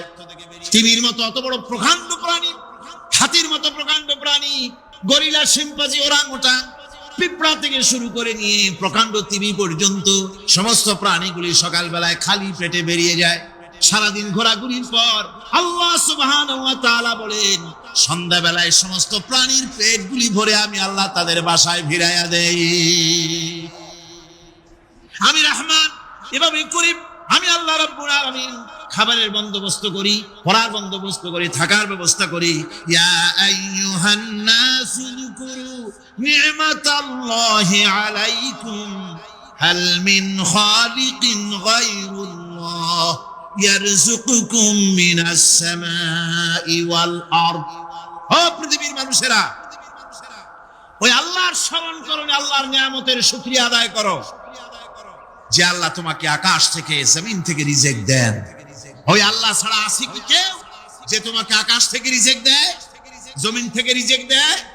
লা ইলাহা ইল্লা হুয়া ফান্না তুফাকুন। ওই আল্লাহ ছাড়া কোনো ইলাহা নাই, কেন তোমরা বিভ্রান্ত হও? সেই আল্লাহর দিকে ফিরে আসো। আল্লাহ বলছেন, এভাবে আমি সমস্ত পৃথিবীর মানুষের রুজি রুটির বন্দোবস্ত করি, সমস্ত প্রাণীর রুজি রুটি ব্যবস্থা করি, আমি সেই রহমান। সুবহানাল্লাহ বিহামদিহি। ওয়া ইলাহুকুম ইলাহুন ওয়াহিদ লা ইলাহা ইল্লা হুয়ার রাহমানুর রহিম। এই হচ্ছেন তোমাদের আল্লাহ। সুবহানাল্লাহ। আল্লাহ বলছেন, ওয়া ইলাহুকুম ইলাহুন ওয়াহিদ। এমন রহমান যে শুধু আপন আপন লোক দেখে তালাশ করে করে দেয় না, সকলকে দেয়। যারা নামাজ পড়ে তাদের দালান কোটা বেশি হয়, যারা তাহাজ্জুদ পড়ে তাদের ব্যাংকে টাকার অভাব নাই, যারা হজ করে যাকাত দেয় তারা টাকার জ্বালায়, পয়সা কড়ির জ্বালায় অস্থির। এরকম নাকি? না, বরং নামাজ রোজা হজ যাকাত যারা করে বেশি খাঁটি মুসলমান, তাদের অভাব অভিযোগ আরো বেশি। যাদের কাছে নামাজ নাই, রোজা নাই, আল্লাহ পরকালের চিন্তা নাই, তাদের টাকা পয়সা, সোনা দানা, জায়গা জমিন, সৌন্দর্য, সুখ আর আরো অনেক বেশি। বরং এদের কম, আপন লোকের চাইতে শত্রুকে বরং আল্লাহ পাক বেশি দেন। আপন লোক মানে যারা দিনদার, ইমানদার, পরহেজগার, নামাজি, এরা বরং কম পায়, ওরা বরং বেশি পায়। এমন কেউ নাই পৃথিবীতে শত্রুকে ডেকে বলবে আয় তোরেও দেই, কেউ নাই। একমাত্র আল্লাহ রাব্বুল আলামিন, যিনি সকলকে দেন। এই পৃথিবীর কোন মূল্য আল্লাহ রাব্বুল আলামিনের কাছে নাই, একটা মশার দানার তুল্য মূল্য নাই। সেজন্য আল্লাহ পাক সকলকে নিয়ামত দেন, সকলকে ব্যবস্থা করেন। তাই এই কোরআন শরীফ, আল্লাহ পাক তার মানুষের প্রতি এত দয়া মানুষের প্রতি, যে আল্লাহ পাকের দয়াটা কার? জোরে চিল্লায় কান, দয়াটা কার? এত দয়া যে আল্লাহ পাকের মানুষের প্রতি রাস্তা চলার জন্য রাস্তা তৈরি করে দিলেন। পাহাড়ের ভিতরে মানুষ যেন হারায় না যায়, পাহাড়ের ভিতরে গিরিপথ বানালেন যিনি, মরুভূমির ভিতরে হারায় না যায় নিশানা বানালেন যিনি, সমুদ্রের ভিতরে রাতের আধারে যেন গভীর সমুদ্রে হারায় না যায়, সেজন্য মহাশূন্যের ভিতরে তারকা প্রদীপ জ্বালায়া পথের নির্দেশনা দিয়ে দিলেন যিনি, এত ব্যবস্থাপনা যিনি করলেন, সে আল্লাহ রাব্বুল আলামিন মানুষের জন্য এই পৃথিবীতে ব্যক্তি, পরিবার, সমাজ ও রাষ্ট্রে, আন্তর্জাতিক জীবনে, স্বরাষ্ট্রনীতি, পররাষ্ট্রনীতি, শিক্ষানীতি, যুদ্ধনীতি, বন্দিনীতি, তার জীবনের সমস্ত নীতিমালার ব্যাপারে আল্লাহ রাব্বুল আলামিন বুঝি কোনো দিগদর্শন দেন নাই। দিয়েছেন কিনা? সুতরাং রহমানের দাবি হচ্ছে, আল্লাহর রহমানিয়াতের দাবি হচ্ছে বান্দার জন্য কোরআন শিক্ষা দেওয়া। যত শিক্ষা আল্লাহ দিয়েছেন, যত দয়া আল্লাহ বান্দাকে করেছেন, সবচাইতে বড় দয়া কোরআন শিক্ষা দেওয়া। জোরে কান সুবহানাল্লাহ।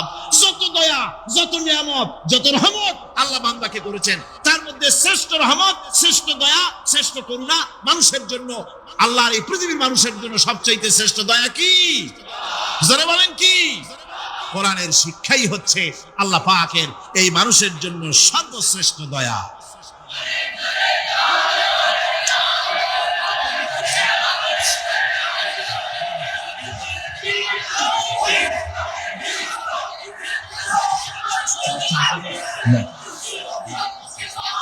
আমার ভাইরা, কোরআনে কারীম কত বড় নিয়ামত। আর রহমানু আল্লামাল কুরআন। এতক্ষণ যেই রহমানের দয়ার কথা বললাম, সেই রহমান কোরআন শিখাইছেন। সুবহানাল্লাহ। কি শিখাইছেন? কোরআন। সেই কোরআন তিনি কি শিখালেন? কোরআনের শিক্ষা কি? কোরআন আমাদের কি দিল? আল্লাহ কি শিখালেন? সেই ব্যাপারে কথা হবে আগামীকাল ইনশাআল্লাহ। সবাই বলেন ইনশাআল্লাহ। দাঁড়ানো ভাইরা বসেন, দাঁড়ানো ভাইরা সবাই বসেন, মোনাজাতে অংশগ্রহণ করেন। মোনাজাত করা জরুরি, কেউ দাঁড়িয়ে থাকবেন না, সবাই বসেন, মোনাজাতে অংশগ্রহণ করুন, মোনাজাত করুন। দাঁড়ানো ভাইরা বসুন, কেউ দাঁড়িয়ে থাকবেন না। আমি আজকে আর লম্বা কথা বলবো না, যেহেতু আমি পরিশ্রান্ত হয়ে এসেছি। আগামীকাল ইনশাআল্লাহ এর থেকে আগে শুরু করবো। আজকে যেমন দেরিতে শুরু হয়েছে, এরকম আগামীকাল দেরিতে শুরু হবে না ইনশাআল্লাহ।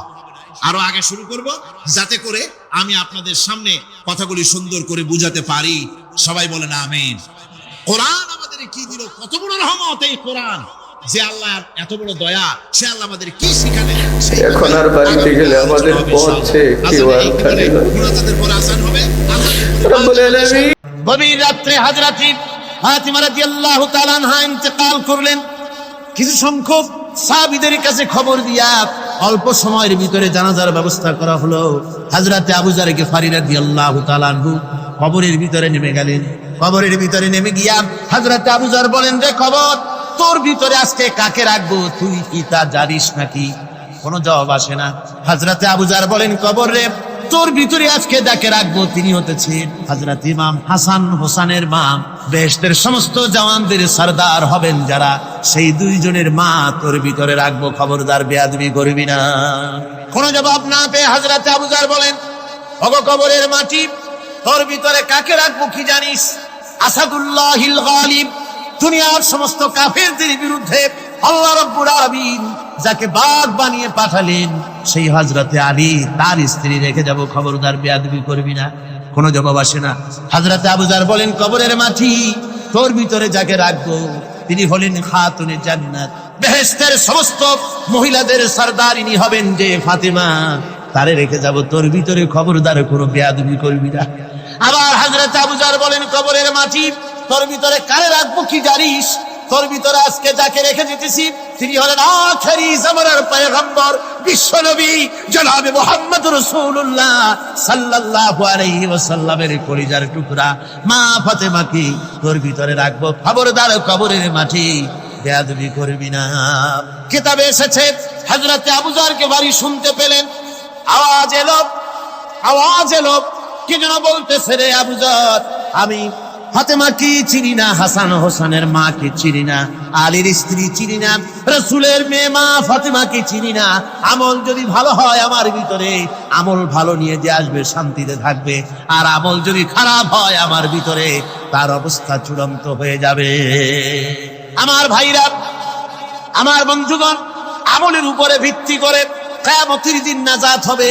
আমল যদি খারাপ হয়ে যায়, কিয়ামতের দিন কেউ তাকে বাঁচাতে পারবে না। এই জন্য কিয়ামতের ময়দানে, হাসরের দিনে আল্লাহর হাবিব জনাবে মুহাম্মদ রাসূলুল্লাহ সাল্লাল্লাহু আলাইহি ওয়াসাল্লাম সিজদায় পড়ে কাঁদতে থাকবেন। আল্লাহ রাব্বুল আলামিন বলেন, হাবিব রে, আপনি কাঁদেন কেন? আজকে তো আপনার কাঁদার দিন না, আমি আপনাকে মাকামে মাহমুদ দান করেছি, আমি আপনাকে কাউসার দান করেছি, আপনার আজকে সম্মানের দিন, মর্যাদার দিন, কাঁদেন কেন? আল্লাহর হাবিব বলবেন, রব্বুল আলামিন, মাকামে মাহমুদ পেয়েছি, কাউসার পেয়েছি, কান্দি এই জন্য আমি দেখতে পাচ্ছি আবার সামনে দিয়া ফেরেশতারা আমার উম্মতগুলি জাহান্নামের দিকে নিয়ে যায়। আল্লাহ রাব্বুল আলামিন বলবেন, ওগো আমার হাবিব, আমি আপনাকে ক্ষমতা দিলাম, আপনার জান্নাতি উম্মতগুলি আপনি বেছে নেন। আল্লাহর হাবিব তার জান্নাতের উম্মতগুলি বাঁচতে থাকবেন। হযরত আয়েশা বলেন, ইয়া রাসূলুল্লাহ, কিয়ামতের ময়দানে লক্ষ কোটি কোটি মানুষের ভিতরে আপনার জান্নাতি উম্মত আপনি চিনবেন কি করে? হুজুর বলেন, আয়েশা, কোন একটি ঘোড়ার কপাল যদি থাকে সাদা, এই সাদা কপালওয়ালা ঘোড়াটা যদি অসংখ্য ঘোড়ার ভিতরে যদি হারিয়ে যায়, তাহলে সাদা কপালওয়ালা ঘোড়ার মালিক তার ঘোড়াকে পাবে কিনা বলো? হযরত আয়েশা বলেন, হুজুর, অনায়াসে পাবে।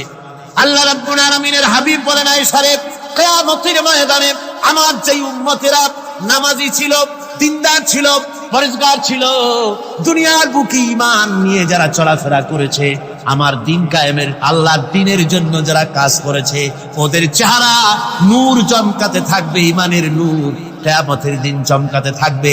সেই ঈমানের নূর দেখে দেখে আমি আমার জান্নাতি উম্মতগুলি আমি বেছে নেব।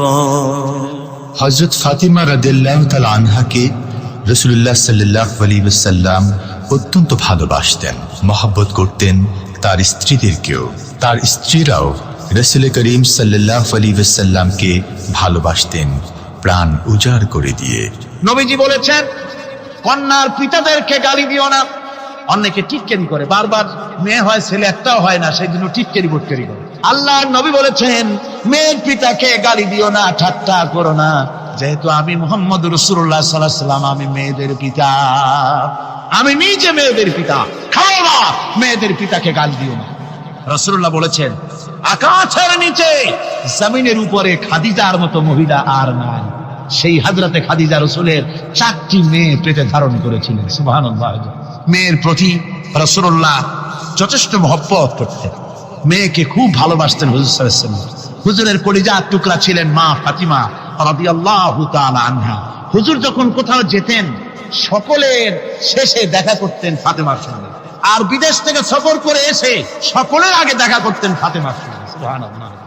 রাসূলুল্লাহ আরো বলেছেন, তোমরা যখন বাজারে যাবে বা ব্যবসা করতে যাবে বা বিদেশে যাবে, আসার সময় যে সব হাদিয়া নিয়ে আসো।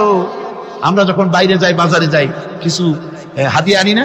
জামা কাপড়, চকলেট ইত্যাদি আমরা আনে থাকি। রাসূলুল্লাহ বলেছেন, হাদিয়াগুলি তোমরা যারা বিদেশে যাও, বাজারে যাও, হাদিয়া আনবে আর এনে ঘরের মধ্যে ঢুকে তা শুরু করবে মেয়েকে দিয়ে। প্রথমে দেবে মেয়েকে। সুবহানাল্লাহ। মেয়ের মর্যাদা ইসলামে সব চাইতে বেশি। কোন যুগে? যে যুগে মেয়ে হলে পরেই মাটির নিচে ফেলে রাখতো, আছাড় মেরে মেরে ফেলে দিত। বেআইয়ি যামবিন কুতিলাত, কোন অপরাধে তাদেরকে হত্যা করা হলো। আল্লাহ পাক কোরআনে কারীমের মধ্যে বলেছেন তাদের অপরাধ আর কিছু না, তারা নারী, এই জন্য তাদেরকে মেরে ফেলা হতো। রাসূলুল্লাহ তাদের ইজ্জত দিলেন। সুবহানাল্লাহ বিহামদিহি। রাসূলুল্লাহ সম্মান দিলেন, ইজ্জত দিলেন তাদের।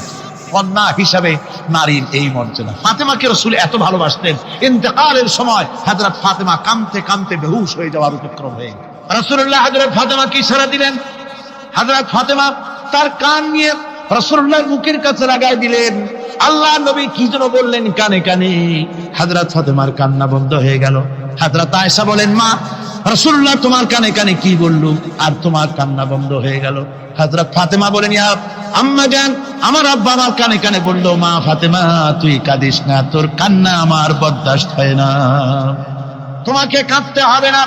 আমি তোমাকে সুসংবাদ দিয়ে দিতেছি, আমি মরে যাওয়ার পর সর্বপ্রথম তোমার সাথে আমার দেখা হবে। রাসূলুল্লাহর এই ভবিষ্যৎবাণী হযরত ফাতেমা বুঝতে পেরেছেন যে হুজুরের ইন্তেকালের পরে আমার বেশি দেরি হবে না, আমিও তাড়াতাড়ি হুজুরের সাথে শামিল হতে পারবো। হুজুরের ইন্তেকালের 6 মাস পরেই হযরত ফাতেমা রাদিয়াল্লাহু তাআলা আনহা ইন্তেকাল করেছেন। কন্যা হিসেবে নারীর মর্যাদা ইসলাম অনেক অনেক গুণে বাড়িয়ে দিয়েছে। এই কন্যা শিশু, কৈশোর, যৌবন পেরিয়ে যখন যৌবনে তার বিয়ে হয়ে যায়, আল্লাহ রাব্বুল আলামিন তখন বলেন, ওয়া মিন আয়াতিহি আন খালাকা লাকুম মিন আনফুসিকুম আজওয়াজান লিতাসকুনু ইলাইহা ওয়া জাআলা বাইনাকুম মাওয়াদ্দাতান ওয়া রাহমা। আল্লাহ পাক বলেন, আমার নিদর্শনের ভিতরে এটাও একটি নিদর্শন যে আমি তোমাদের থেকে তোমাদের জোড়া তৈরি করেছি, তোমাদের স্ত্রীদেরকে তৈরি করেছি, তোমাদের সাথে তোমাদের স্ত্রীর ভালোবাসা সৃষ্টি করেছি, মহব্বত সৃষ্টি করেছি। এই মহব্বত আমি আল্লাহ তৈরি করেছি। আর যখন বুড়ো হয়ে যায় মানুষ, স্বামী স্ত্রী যখন বুড়ার বুড়ি হয়, তখন আর ভালোবাসা থাকে না, তখন ওই ভালোবাসা সহৃদয়তার করুণায় আমি আল্লাহ পরিণত করে দেই। বুড়ার জন্য তখন বুড়ি ছাড়া আর উপায় নাই, বুড়িরও আর বুড়া ছাড়া উপায় নাই। তখন ভালোবাসা কোনো বিশেষ কোনো অক্ষণীয় ভালোবাসা নয়, তখন একের উপরে অন্য একদম নির্ভরশীল হয়ে পড়ে। আল্লাহ পাক বলেন, এই অবস্থা আমি আল্লাহ সৃষ্টি করে দেই। সুবহানাল্লাহ। স্ত্রীকে রাসূলুল্লাহ কত ভালোবাসতেন। আল্লাহর নবী বলেছেন, আমার কাছে 3টা জিনিস প্রিয়, একটা হচ্ছে সুগন্ধি, একটা হচ্ছে নামাজ, আরেকটা হচ্ছে স্ত্রী। সুবহানাল্লাহ। স্ত্রী আমার কাছে প্রিয়। হুজুর বলেছেন, তোমাদের মধ্যে সেই ব্যক্তি উত্তম যে ব্যক্তি তার স্ত্রীর কাছে উত্তম। আমি আমার স্ত্রীদের কাছে উত্তম ব্যক্তি। সুবহানাল্লাহ। রাসূলুল্লাহ স্ত্রীকে কত ভালোবাসতেন। বিশ্বনবী রাজনৈতিক কর্মকাণ্ড চালাচ্ছেন, যুদ্ধের দামামা বাজতেছে, চতুর্দিকে কত অশান্তি, সবকিছু চলছে, স্ত্রীর হক আদায় করতে ভুলে যাননি। রাতের বেলায় হযরত আয়েশার বয়স কম, তাকে নিয়ে রাসূলুল্লাহ একটু সুযোগ পেয়েছেন, বলছেন, আয়েশা সব তো ঘুমিয়ে, চলো আমরা একটু দৌড়াই। ওই যে দূরে একটা জিনিস দেখা যায়, দৌড় দাও, দেখি কি আগে যায়। দুজনে দৌড় প্রতিযোগিতা করলেন। দৌড় প্রতিযোগিতায় হযরত আয়েশা ফার্স্ট হলেন, হুজুর পিছনে পড়ে গেলেন। হযরত আয়েশা খুব আনন্দ করলেন যে আপনি কিন্তু আমার সাথে দৌড়ে পারলেন। পরবর্তী কিছু কাল যাওয়ার পর হযরত আয়েশা বলেন, হুজুর আজকে আবার বললেন যে চলো আয়েশা একটু দৌড়াই। হযরত আয়েশা বলছেন যে সেদিনের তুলনায় আমার শরীর একটু, আমি মুটিয়ে গেছি, শরীরটি স্থূল হয়েছে। আমি আজকে দৌড়ালাম কিন্তু পারলাম না, রসুল আগে চলে গেলেন। আমি হাঁপাতে হাঁপাতে যখন হুজুরের কাছে চলে গেছি, হুজুর তখন মুস্কি হেসে আমাকে বললেন, আয়েশা, ওই সেই দিনের জবাব আজকে দিয়া দিলাম। সুবহানাল্লাহ বিহামদিহি, সুবহানাল্লাহ বিহামদিহি। বিশ্ব নবী কত বড় আদর্শ বিশ্ব মানবতার জন্য।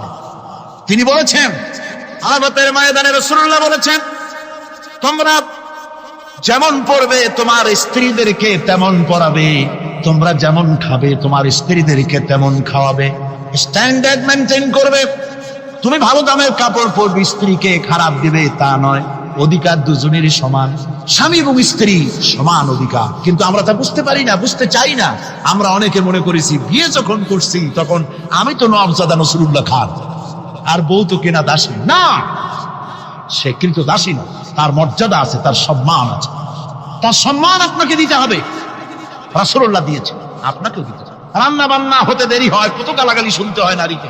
আল্লাহর নবীর স্ত্রী হযরত আয়েশা বলেছেন, আল্লাহর নবী কাজ করে, মানুষের সঙ্গে কথা বলে, রাষ্ট্রীয় দায়িত্ব পালন করে ঘরের ভিতরে এসে যখন দেখেছেন রান্না হতে দেরি আছে, রাসূলুল্লাহ বিরক্ত হন নাই, ভ্রু কুঞ্চিত করেন নাই, চোখ মোটা করেন নাই, আমাকে কোনো কথা শোনান নাই, বরং আমার কাছে বসে রান্নায় আমাকে সহযোগিতা করেছে।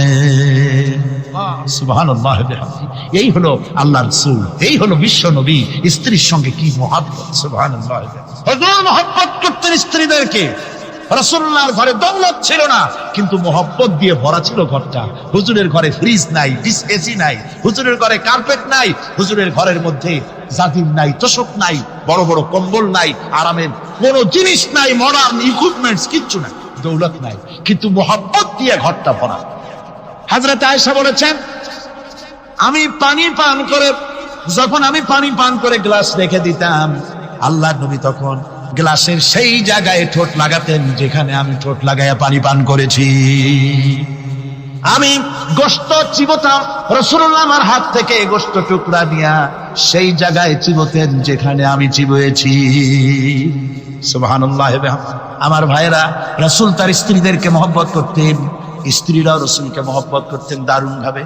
একবার হযরত আয়েশা সিদ্দিকা রাদিয়াল্লাহু তাআলা আনহা হুজুরকে গোসল করাতেছিলেন, মাথার উপরে পানি ঢালতেছেন, হুজুর একটা চৌকির উপরে বা একটা তক্তার উপরে বসে আছেন। গোসলের পানির ভিতরে রাসূলুল্লাহ দেখতে পেলেন রক্তের মতো কি যেন প্রবাহিত হয়ে যাচ্ছে। হুজুর জিজ্ঞেস করেন, আয়েশা রে, পানির ভিতরে রক্তের মতো কি দেখা যায়? হযরত আয়েশা বলেন, হুজুর আপনি যখন বসেছিলেন অসতর্ক মুহূর্তে তক্তার নিচে আমার একটা আঙ্গুল পড়েছিল পায়ে, আঙ্গুলটা ফেটে বোধহয় রক্ত বেরোতেছে। রাসূলুল্লাহ তাড়াতাড়ি করে উঠলেন আর ওই আঙ্গুলকে ব্যান্ডেজ করে দিলেন। রাসূলুল্লাহ বললেন, আয়েশা রে, আঙ্গুল ফেটে গেছে, একটু আহার হু পর্যন্ত করলে না, এতক্ষণ তুমি কষ্ট করলে কেন? হযরত আয়েশা বলেন, ইয়া রাসূলুল্লাহ, ওটা তো একটা পায়ের আঙ্গুল। আয়েশার কলিজাটা ফেটে যদি রক্ত বেরোতো, রাসূলুল্লাহকে উঠতে বলতে আমি পারতাম না। কি মহব্বত রাসূলের সাথে!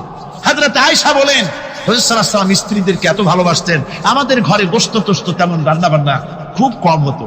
গোশত রান্না হবে কি, মাসের পর মাস চলে গেছে রাসূলের বাড়িতে, হুজুর স্ত্রীরা বলেছেন আমাদের ঘরে চুলে আগুন জ্বলে নাই, একটু শুকনা রুটি, একটু শুকনা খেজুর আর একটু পানি খেয়ে আমাদের জীবন চলেছে।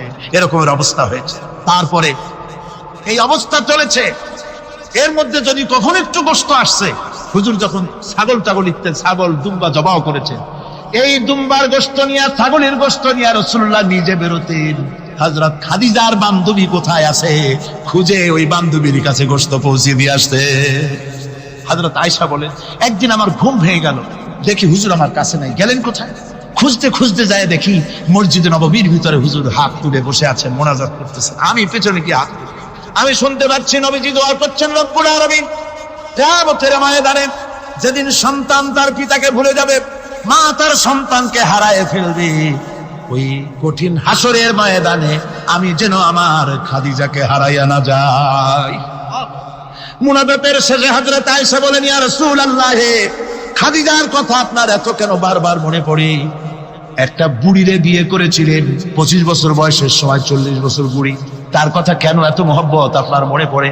তার থেকে যুবতী মেয়ে, সুন্দরী মেয়েকে আপনার স্ত্রী হিসেবে আপনি পান নাই।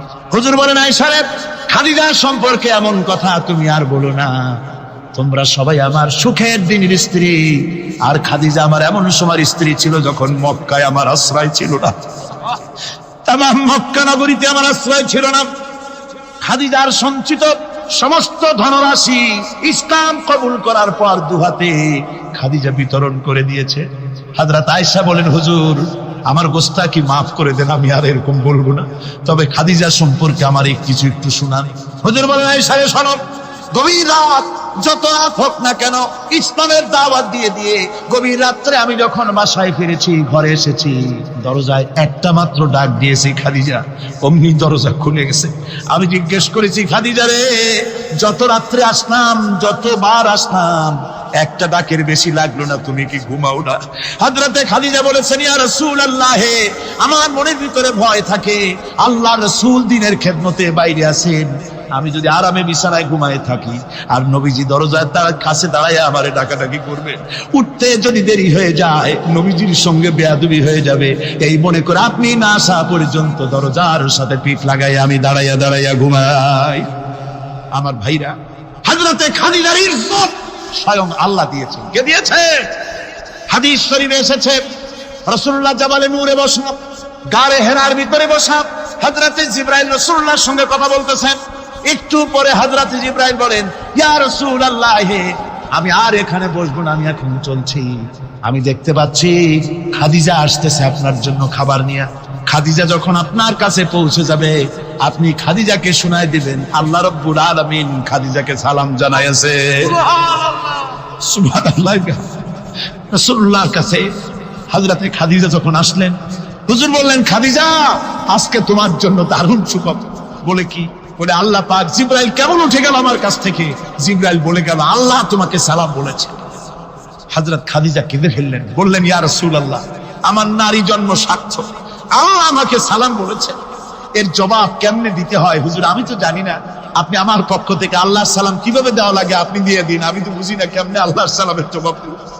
হুজুর বললেন, খাদিজা, শুধু আল্লাহ নয়, জিবরাইলও তোমাকে সালাম বলে গেছে। হযরতে খাদিজা বললেন, হযরত জিবরাইলকে আমার সালামের জবাবটা ওয়ালাইকুমুস সালাম বলে দিই। হযরত খাদিজার এই মর্যাদা ছিল। আমার ভাইরা, রাসূল পাক সাল্লাল্লাহু আলাইহি ওয়াসাল্লাম এভাবে মহব্বত করেছেন স্ত্রীদেরকে। সুতরাং স্বামী স্ত্রীর মহব্বত আল্লাহ জান্নাতি নিয়ামত। কি নিয়ামত? যে ঘরের মধ্যে স্বামী স্ত্রীর মধ্যে মিল মহব্বত আছে, এটা বেহেশতের মতো, আর যেখানে মিল মহব্বত নাই, এটা জাহান্নামের মতো। ঠিক কি? সুতরাং মহব্বত করুন, বেশি বেশি স্যাক্রিফাইস করুন, বেশি বেশি স্যাক্রিফাইস। নারীদের ব্যাপারে বলা হয়েছে, পুরুষকে বলা হয়েছে অধিকার আদায় করো, সব ব্যাপারে সমান অধিকার, কিন্তু নারীকে একটা ব্যাপারে বলা হয়েছে, নারী শোনো, পুরুষের মর্যাদা তোমার চাইতে আল্লাহ রাব্বুল আলামিন বেশি দিয়েছেন। আর রিজালু কাওয়ামুনা আলান নিসা, নারীদের উপরে পুরুষের প্রাধান্য আল্লাহ পাক দান করেছেন। একদিন একজন সাহাবী বলেছিলেন, ইয়া রাসূলুল্লাহ, জংলি উট দেখলাম আপনার পায়ের উপরে সিজদায় পড়ে গেল, আপনি যদি আমাদেরকে অনুমতি দিতেন, আপনাকে আমরা সিজদা করতাম। আল্লাহ নবী বললেন, মানুষ মানুষকে সিজদা করা, এ পারমিশন যদি আমি দিতাম, তাহলে দুনিয়ার সমস্ত স্ত্রীদেরকে বলতাম তারা যেন তাদের স্বামীকে সিজদা দেয়। স্বামীর মর্যাদা এখানে বেশি। সুতরাং অধিকার সমান, কোনো সন্দেহ নাই, কিন্তু স্বামীর একটা আলাদা মর্যাদা আছে, সেই সম্মানও তাকে দিতে হবে। এরপরে এই সমান অধিকারের ভিত্তিতে স্বামী স্ত্রী চলতে থাকে, মাঝখানে আল্লাহ পাক তাদেরকে সন্তান দান করেন। আল্লাহ তাদেরকে, নারীকে লেখাপড়ার অধিকার দিয়েছেন, ইসলাম তাকে লেখাপড়ার অধিকার দিয়েছে, শিক্ষার অধিকার দিয়েছে। হযরত আয়েশা সিদ্দিকা রাদিয়াল্লাহু তাআলা আনহা শিক্ষয়িত্রী ছিলেন, হাফেজা ছিলেন, হাদিসের হাফেজা ছিলেন, কোরআনের হাফেজা ছিলেন, হাজার হাজার সাহাবায়ে কেরামদের তিনি উস্তাদ ছিলেন। সুবহানাল্লাহ। নারীদের ব্যাপারে অধিকাংশ মাসালা হযরত আয়েশা সিদ্দিকা রাদিয়াল্লাহু তাআলা আনহার অবদান। সুবহানাল্লাহ। নারী যুদ্ধ করেছে, যুদ্ধের ময়দানে নারীর অধিকার আছে, নারী চাকরি করতে পারবে, নারী ব্যবসা করতে পারবে, নারী লেখাপড়া করতে পারবে, নারী সেনাবাহিনীতে যেতে পারবে, নারী সব করতে পারবে, কিন্তু পর্দার মধ্যে। জনৈক সাহাবী ইসলাম গ্রহণ করার পরও রাসূলুল্লাহ সাল্লাল্লাহু আলাইহি ওয়াসাল্লামের কাছে অনুশোচনা করছিলেন তার কন্যা সন্তান নিজ হাতে হত্যা করার জন্য। আমাদের প্রিয় নবী এই কথা শুনে কেঁদে ফেললেন। একটা লোক গিয়ে কাঁদতেছিল মুসলমান হওয়ার পরও। হুজুর কয়, কান্দো কেন? কই যে আমার গুনাহ কি মাফ হয়েছে? হুজুর বলেন, হ্যাঁ মাফ হয়ে গেছে। কলেমা পড়ছো, মাফ হয়ে গেছে। কয় যে হুজুর আমি তো মারাত্মক গুনাহ করছি। বলে কি? বলে আমার একটা মেয়ে সেই মেয়েটাকে নিয়ে আমি, ঘটনা লম্বা, আমি সংক্ষেপে বলতেছি, মেয়েটাকে ফাঁকি দিয়া তাহলে আমি মারবো, বুঝতে দেই নাই আমার বউরে। বললাম চলো বেড়াইতে যাই। মেয়েটা আমার সাথে সাজাই দিয়েছে তার মা, বেড়াতে নিয়ে যাবো এইটা কথা মনে করে। মেয়েটা কদ্দূর যায়, আবার আব্বা আব্বা বলে আমার দিকে ফিরে আসে, আবার পিছনে থাকে, আবার আব্বা আব্বা বলে জড়ায় ধরে। এইভাবে করতে করতে যখন নির্জন এলাকায় গেলাম, আমি পাহাড়ের পাশে গর্ত খোঁড়া আরম্ভ করলাম। গর্ত কুচি আর মাটি ছিটে এসে আমার দাড়িতে লাগে। বাচ্চা মেয়েটা আমার কাছে এসে দাড়ি দিয়ে ধুল ছাড়ায় দেয়, আব্বা তোমার দাড়িতে ধুল লাগতেছে, তুমি এই কষ্ট করতেছো কেন? মেয়ে তো বোঝে না যে আমি তার জন্য কবর খুঁজতেছি। কবরটা খোঁড়া হয়ে যাওয়ার পর মেয়েটারে বান্ধা শুরু করলাম। মেয়ে এখন কাঁদতেছে, বাবা আমার বান্ধব কেন? আমি তারে বাঁধা জোরে ওর মধ্যে নিক্ষেপ করে দিলাম। মেয়েটা গর্তের মধ্যে বসে চিৎকার করে বলছে, আব্বা তুমি আমারে বাঁচতে দাও, আমি তোমারে বাপ বলে সমাজে হ্যাঁ করবো না, আমি ভিক্ষা করে খাবো, আমার পারু না। লোকটি বলছি, ইয়া রাসূলুল্লাহ, আমার মনে দরদ আসলো না। আমি একটা পাথর উঁচু করে আমার মেয়ের বুক লক্ষ্য করে জোরে মেরে দিলাম। বুকটা ফেটে রক্ত ফিনকি দিয়ে উঠলো। আমার মেয়ের বুক থেকে আওয়াজ বেরোলো, আমার কালে যেন এখনো সেই আওয়াজ বাজে। হাদিস শরীফে এসেছে, হুজুরের চোখের পানি দাড়ি ভিজে ভিজে জামার উপরে পড়তেছিল। হুজুর বললেন, আহারে মানুষও পারে এরকম কাম করতে। পৃথিবীতে নারীর যখন কোনো সম্মান ছিল না, মর্যাদা ছিল না, সেই সময় আমার রাসূল, আমার বিশ্বনবী নারীদেরকে সম্মানের হাত ধরে গর্তের ভিতর থেকে উঠাইয়া রানীর সিংহাসনে বসায় দিলেন। সুবহানাল্লাহ, মায়ের মর্যাদা দিয়ে দিলেন। সুবহানাল্লাহ, নারীরা আমাদের মায়ের জাত, নারীরা আমার কিয়ের জাত? মায়ের জাত। আমার মা বোনেরা, তোমাদের সম্মান কত তোমরা জানো না। আমরা পুরুষ, আমাদের পায়ের তলে জুতা, আর তোমরা আমাদের মায়ের জাত, তোমরা নারী, তোমাদের পায়ের তলে আল্লাহর জান্নাত, আল্লাহর ব্যস্ততা তোমাদের পায়ের তলে। এই সম্মান আল্লাহ তোমাদের দিয়েছে, নবী দিয়েছেন। সুবহানাল্লাহ কর ভাইরা আমার, অধিকার ইসলাম দিয়েছে। বিবাহ যখন হয়, এই বিবাহের সময় এজেন্ট আনতে হয়। আর বিবাহ হচ্ছে বিবাহ বৈঠক, এজেন্ট আনার জন্য ওই যে কি জানি কয়, ম্যারেজ রেজিস্ট্রার বা মৌলবি সাহেব, কার অনুমতি আগে না? বলেন কার অনুমতি? তাহলে অধিকার ইসলাম পুরুষে দিল না মেয়ে লোকের দিল? আগে মেয়ে লোকের কাছে যাও, মেয়েটাকে জিজ্ঞেস করো সেই বিবাহে রাজি আছে কিনা। সুবহানাল্লাহ পড়ে, এই বিবাহে রাজি আছে কিনা জিজ্ঞেস করো, তার অধিকারই বেশি। এরপরে এই বিবাহে করার ব্যাপারে কত বৈষম্য। আজ বিবাহ করতে গেলে যৌতুকের প্রথা এসেছে। রাসূলুল্লাহ যৌতুক দিয়েছিলেন, ওটা যৌতুক না, ওটা উপহার, ওটা হাদিয়া। রাসূলুল্লাহ তোহফা দিয়েছিলেন হুজুরের জামাই। সুবহানাল্লাহ, কি জামাই! এক জামাই তো জিন্নুর আইন, যাকে ফেরেশতারা পর্যন্ত লজ্জা করত যারে দেখে, হযরত উসমান রাদিয়াল্লাহু তাআলা আনহু। আরেকজন হযরত আলী কাররামাল্লাহু ওয়াজহাহু। হযরত আলী, যার সম্পর্কে রাসূল পাক সাল্লাল্লাহু আলাইহি ওয়াসাল্লাম যাকে কত সম্মান দিয়েছেন, কত মর্যাদা দিয়েছেন, এই হলো হযরত আলী, হুজুরের জামাই। আনা মাদিনাতুল ইলম ওয়া আলী। এই পিছনে দৌড়ায় দৌড়ায় কোনো লাভ নাই। এতক্ষণ মসজিদের ভেতরে বসে আল্লাহর কাছে কাঁদে। ওয়াকালা রাব্বুকুম উদউনি আস্তাজিব লাকুম। তোমার রব বলেছে আমারে ডাকো, আমি ডাকের সাড়া দিয়ে দেব। সুবহানাল্লাহ। আর আল্লাহ বলেছেন আমার ইবাদতের সাথে কাউকে শরীক করবে না। খবরদার। আলাইসাল্লাহু বিকাফিন আবদা। আল্লাহ প্রশ্ন করছেন, আলাইসাল্লাহু বিকাফিন আবদা, আমি কি আমার বান্দার জন্য যথেষ্ট নই? হাবিজাবি সম্রাট না, দিল্লির সম্রাট। এখন কোথায়? কবরে। কবি বলতেছেন, শাহনে জাহাঁ কো जिन्हें फकर से देते थे बाज, शाहने जहां को जिन्हें फकर से देते थे बाज, वाज कबर में है सूरह अलहम्दु की मोहताज। সারা ভারতবর্ষ যারা ট্যাক্স দিয়ে নিজেকে সৌভাগ্যবান বলে মনে করত, সে আজ কবরের মধ্যে ভিক্ষুকের মতো সূরা আলহামদুর মতো একটি সূরার মুহতাজ হয়ে ভিক্ষুকের মতো শুয়ে আছে। সম্রাট শাহজাহান মসজিদে বসে আছে, এক ফকির ঘুরতেছে। লোকেরা কয় ছোটবেলা থেকেই তোমার খয়রাত করতে দেখলাম, ভিক্ষা কি জীবনেও যাবে না তোমার? লোকটি বলছে আমি ভিক্ষা করবো ছাড়া আমার উপায়টা কি? এই লোকটি আমি ভিক্ষা করা ছাড়া করবো কি? লোকেরা তো আমার 60 টাকা 50 টাকা 100 টাকা দেয় না, 4 আনা 5 আনা 1 টাকা এই আমার দেয়, এই দিয়ে আমি বড় লোক হবো কেমন? লোকটি বলছে আচ্ছা দেখো, তুমি তো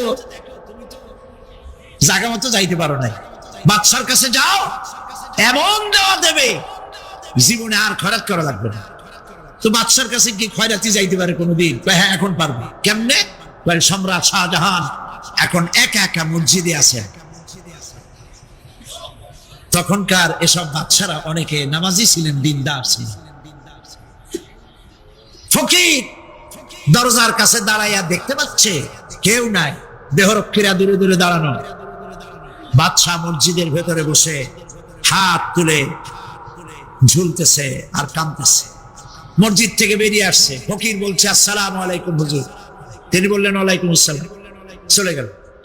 বাদশা বলল আমার কাছে তো কেউ আইসা কিছু না চাইয়া তো যায় না, এরে দেখলাম খয়রাতির মতো কিছু চাইলো না, বেটা ভয় করলো নাকি? হ্যাঁ মেয়ে এদিকে আসো। আসছে, ভয় পাইছো? কয় না ভয় পাইনি। তো কিছু যে চাইলে না? ফকির বলছে জাহাপানা সত্যিই কিছু চাইতে আসছিলাম, তারপর চাইলে না কেন? ফকির বলছে জাহাপানা সারা জীবন ভিক্ষা করেছি, আর আজ দিল্লির সম্রাটের কাছে বেশি পাওয়ার লোভে এসেছিলাম, কিন্তু আপনার দশা দেখা আমার জ্ঞানের চোখ খুলে গেছে। আমি লক্ষ্য করে দেখলাম আমি সম্রাটের কাছে চাইতে এসেছি, হাত তুলি নাই, বিনয় প্রকাশ করি নাই, চোখের পানি ফেলি নাই, কিন্তু লক্ষ্য করে দেখলাম দিল্লির সম্রাট আমার চাইতেও বড় ভিক্ষুকের মতো আবার কোন সম্রাটের কাছে হাত তুলে কান্দে। আমার জ্ঞানের চোখ খুলে গিয়েছে, আমি বুঝতে পেরেছি সম্রাট কান্দে যেই সম্রাটের কাছে, তারে ছাড়া আর কারো কাছে জীবনে চাইব না। এই কথাই সূরা ফাতিহায় প্রত্যেকদিন পড়ি, বুঝি না কি পড়ি। ইয়াকা না'বুদু ওয়া ইয়াকা নাস্তাঈন, আয় আল্লাহ একমাত্র তোমার গোলামি করি আর তোমার কাছে সাহায্য চাই, তুমি ছাড়া কারো কাছে সাহায্য চাই না। একজন দরবেশ সাহেব তিনি একবার এই সূরা পড়তেছিলেন, মুখস্থ তেলাওয়াত করতেছিলেন, একটা গাছের তলায় বসে, একটা বট গাছের তলায় বসে এটা তেলাওয়াত করতেছিলেন। যখন তিনি পড়লেন হাল তারা মিন ফুতুর, আমার সৃষ্টি নৈপুণ্যতার ভিতরে কোনো ভুল পাওয়া যায় নাকি? দরবেশ সাহেব চিত হয়ে শুয়ে শুয়ে তেলাওয়াত করতেছেন আর বলছেন আল্লাহ রাব্বুল আলামিন তোমার সৃষ্টি নৈপুণ্যতার ভিতরে কোনো ভুল ধরার ক্ষমতা তো কোনো মানুষের নাই। তবে একটা জিনিস আমার নজরে পড়লো, এই যে বিরাট বট গাছটা, পৃথিবীতে যত গাছ আছে যেমন গাছ তেমন ফল, তাল গাছটা যেমন ফলও তেমন, নারকেল গাছটা যেমন ফলটাও তেমন, কিন্তু এত বড় বিশাল বট গাছ ফল হতেছে ছোট ছোট ট্যাবলেটের মতো। গাছটা যেমন ফলটা তেমন হয়নি। আল্লাহ এটা ভুল না, তুমি বলেছো যে দেখো কোনো ভুল টুল আছে নাকি, তো ভুল তো না, আমার চোখে এটা লাগলো, যেমন গাছ তেমন ফল হয় না। দরবেশ সাহেব চিত হয়ে শুয়ে শুয়ে তেলাওয়াত করছেন, মনের মধ্যে এই চিন্তা আসলো গাছটা যেমন তেমন ফলটা হলো না। দরবেশ সাহেব বলেন এই চিন্তা করতেছি, হঠাৎ করে একটা দমকা হাওয়া বয়ে গেল, ডালে ডালে বাড়ি লেগে গেল, একটা আদা পাকা বটের ফল অনেক উপর থেকে বৃন্তচ্যুত হয়ে চট করে এসে আমার নাকের উপরে ফট করে পড়লো। নাকের উপরে এমন ভাবে পড়ছে নাকটা জ্বলে উঠছে, আমি সেজদায় পড়ে গেলাম। দরবেশ সাহেব বলেন আমি সেজদায় পড়ে গেলাম, চোখের পানি ফেলে আল্লাহর দরবারে মাপ চাইলাম, বললাম রব্বুল আলামিন তোমার কোন জিনিসের ভিতরে কোনো খুঁত নাই, নিখুঁত জিনিস তুমি বানাইছো, কোনো ভুল নাই। আমি চিন্তা করেছিলাম নারকেল গাছ যেমন তার ফলও তেমন, তাল গাছ যেমন তার ফলও তেমন, বট গাছটা যেমন তেমন ফল। আমার আন্দাজ মতো, আমার চিন্তা মতো, যত বড় বট গাছ অত বড় ফলটা যদি হতো, বটের ফলটা যে পজিশন নিয়ে আমার নাকে পড়েছিল, গাছ যেমন ফল তেমন হলো, নাকও যেত, আমার মাথাও যেত। আল্লাহ রাব্বুল আলামিন বলেন, দেখো বান্দা, আমার সৃষ্টি নৈপুণ্যতার মধ্যে কোনো ভুল পাবে না। সুবহানাল্লাহ, কোনো ভুল নাই। বারবার তাকাও, কোনো ভুল পাবে না। আল্লাহ সুবহানাহু ওয়া তাআলা সুন্দর করে বানিয়েছেন, যা দেখবেন শুধু সুন্দর আর সুন্দর। সুবহানাল্লাহ, সবগুলিকে আল্লাহ পাক সুন্দর করে করে সৃষ্টি করেছেন, সব গুছিয়ে গুছিয়ে সুন্দর করে করে বানিয়েছেন, অসুন্দর করে কিছু বানান নাই। ফুল দেখতে কত সুন্দর, ফুলের থেকে ফল হয়, সে ফল হওয়ার জন্য ফুলের পুংকেশর আর স্ত্রী কেশরের মিলন ঘটতে হয়। তো ফুল তো আর চলতে পারে না, এই মিলনটা কেমনে হবে? এই জন্য আল্লাহ পাকের রুচি দেখেন, আল্লাহ পাকের রহমত দেখেন, আল্লাহর কুদরত চিন্তা করুন। সুবহানাল্লাহি বিহামদিহি। ফুল সুন্দর জিনিস, ফুলের চাইতে আর কিছু সুন্দর আছে নাকি? এত সুন্দর ফুল, এই পুংকেশর এবং স্ত্রী কেশরের বিনিময়টা কে করবে? এইটা করার জন্য আল্লাহ পাক এই দায়িত্ব তেলাপোকাকে দেন নাই, দিছেন নাকি? আরশোলাকে দিছেন, সার পোকাকে দিছেন, পুঁই পোকাকে দিছেন, তাতে ফুলের ইজ্জত নষ্ট হবে। ফুল যেমন সুন্দর, আল্লাহ রুচি, আল্লাহ রাব্বুল আলামিনের সৌন্দর্য বোধ কত বিরাট, কত মহান আল্লাহ পাক। ফুল যেমন সুন্দর, ওই সুন্দর ফুলের উপরে তেলাপোকা পড়লে ফুলের সৌন্দর্য নষ্ট হবে। এই জন্য আল্লাহ পাক ফুল যেমন সুন্দর, ওই পুংকেশর আর স্ত্রী কেশরের মিলন ঘটাবার জন্য রব্বুল আলামিন সুন্দর প্রজাপতির ব্যবস্থা করেছেন। ফুল যেমন সুন্দর, প্রজাপতিও সুন্দর। প্রজাপতির ডানায় কোন শিল্পী কোন তুলি দিয়ে এত রং লাগালো! সুবহানাল্লাহ বিহামদিহি, সুবহানাল্লাহ বিহামদিহি। কি সুন্দর প্রজাপতি আল্লাহ তৈরি করলেন। আল্লাহ পাক বলছেন, এমনি সুন্দর করে বানালাম, মানুষ বানাইছি, সে মানুষের সৌন্দর্য দেখো। দুইটা চোখ দিলাম দেখার, তাতে আবার পশম দিয়েছে, চোখে পিসি দিয়েছে, চোখের ভিতরে মণিটা কালো করেছে, তার চতুর্দিকে সাদা অংশকে নীলাভ করেছেন যাতে কালোটা আরো ফুটে ওঠে। সুবহানাল্লাহ বিহামদিহি। কত সৌন্দর্য আল্লাহ রাব্বুল আলামিন মানুষকে দিয়েছেন। আল্লাহর রহমতের ওয়াজ সারা বছর করলেও তো ফুরাবে না, এত রহমত, এত দয়া আল্লাহ সুবহানাহু ওয়া তাআলা। মানুষ আল্লাহ কি সুন্দর করে বানালেন। একবার একজন দরবেশ সাহেব রাস্তা দিয়ে যাচ্ছেন, প্রতিমধ্যে তিনি দেখতে পেলেন নদী থেকে এক কলসি পানি নিয়ে এক যুবতী সুন্দরী মেয়ে রাস্তা বেয়ে যেতেছে।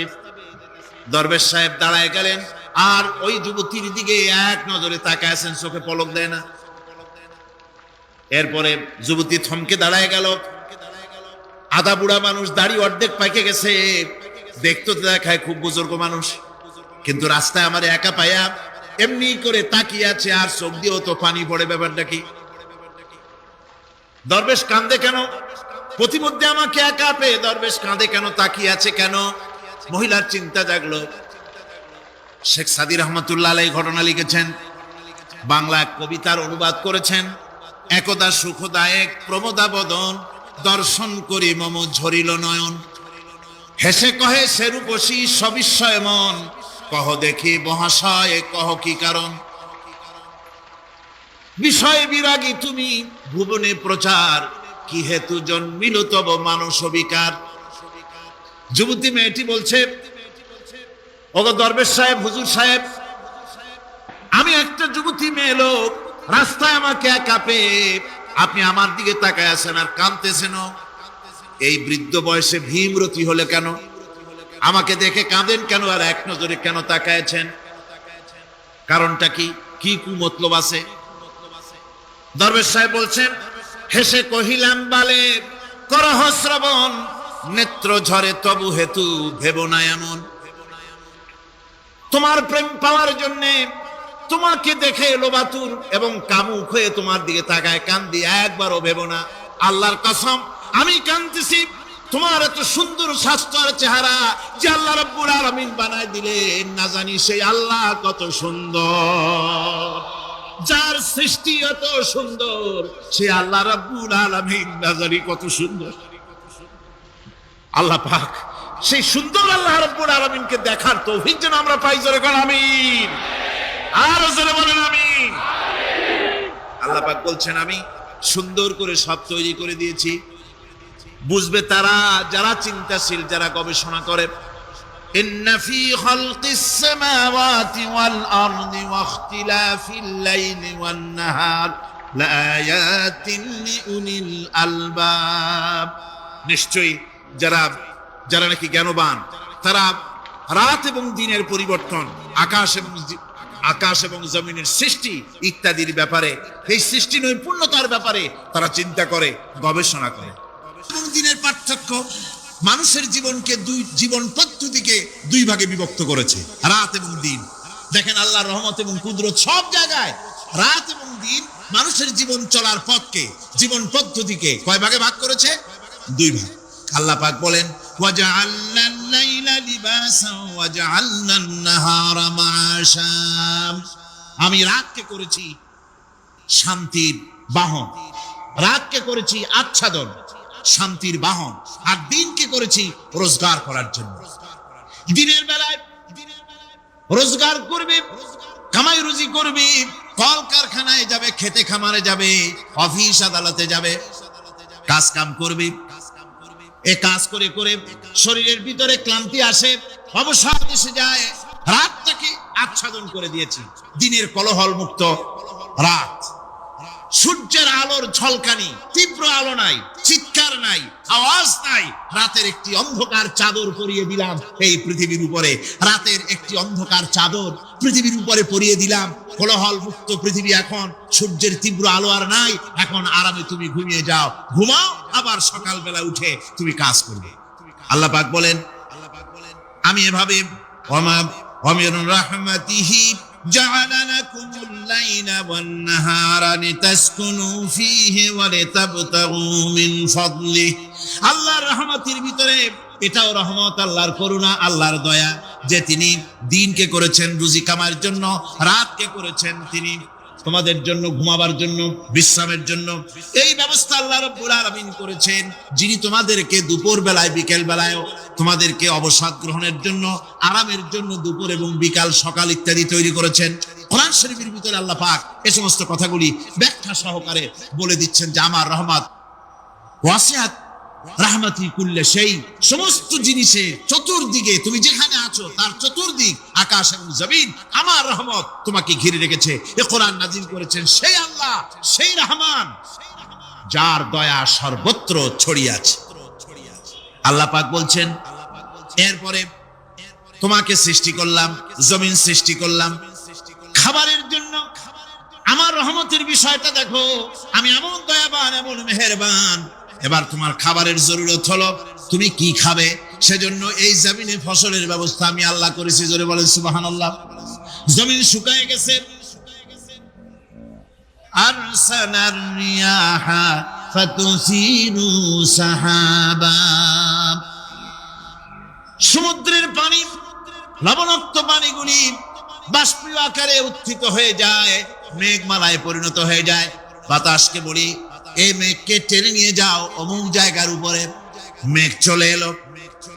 আল্লাহ বলেন ফাসুকনাহু ইলা বালাদিন মাইয়িতিন ফাআহইয়ানা বিহিল আরদা বাদা মাউতিহা কাযালিকান নুশুর। আল্লাহ পাক বলছেন বৃষ্টির পানি পড়লো, মরা জমিন জিন্দা হয়ে গেল। এই মরা জমিন জিন্দা হলো।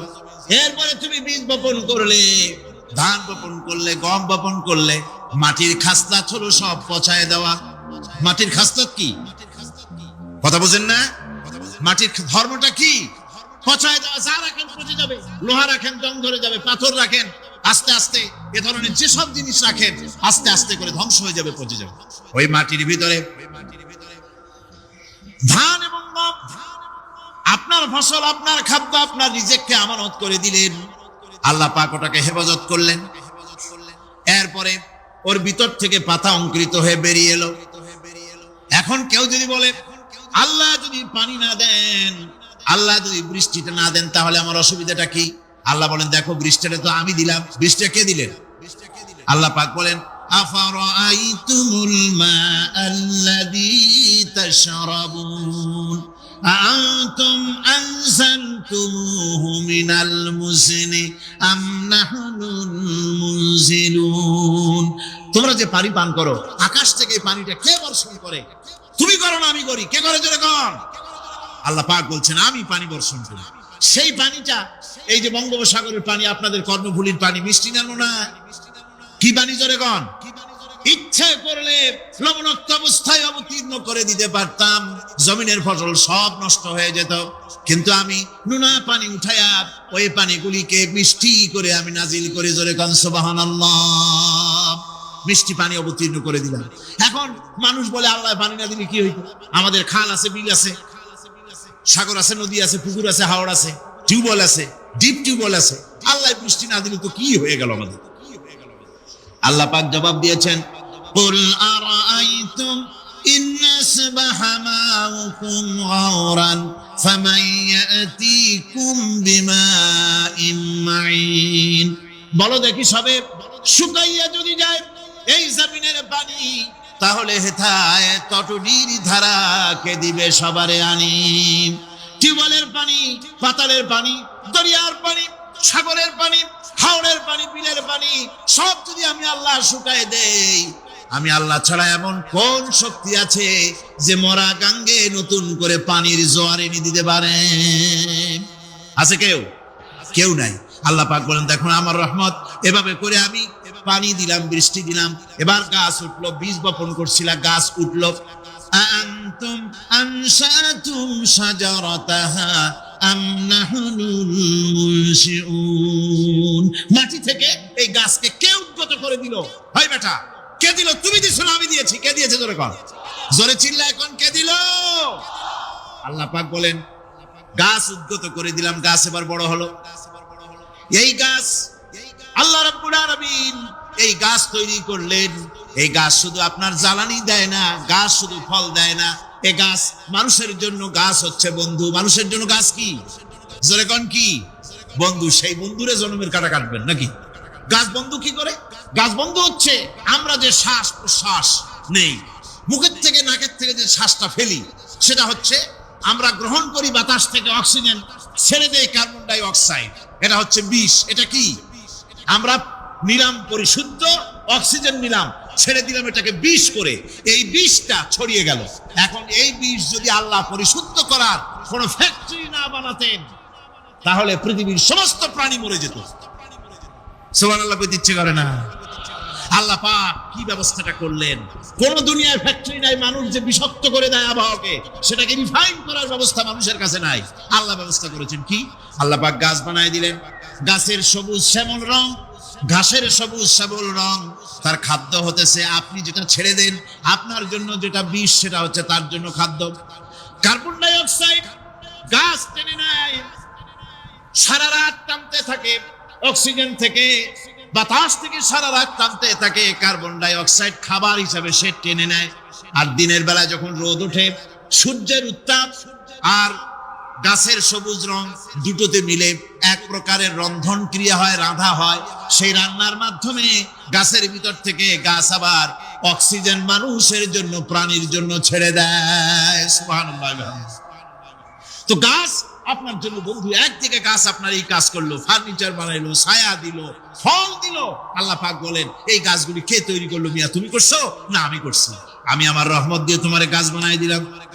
এরপরে ফসল দিলাম, ফসল হলো, তোমার তরি তরকারি হলো, সবকিছু তোমার হয়ে গেল। এবার ফসল দেখা মানুষে যখন দেখে জমিনে বড় বড় ধানের গোছা হয়েছে, মোটা মোটা ধানের গোছা হয়েছে, মোছে তখন তেল মাখিয়ার নতুন নতুন গানের আয়োজন করে। এবার ফসল বেশি হয়েছে, গান, থিয়েটার, বাজনা, গুনাগার বিবি, কত রকমের গানের ব্যবস্থা করে ফেলে। জমিনে ফসল আর মোছে তেল মাখে আনন্দে। আল্লাহ রাব্বুল আলামিন বলেন লাউ নাশাউ লাজআলনাহু হুতামান ফাযাল্তুম তাফাক্কাহুন। আমি যদি ইচ্ছে করি তাহলে সব তুষ হয়ে যাবে না?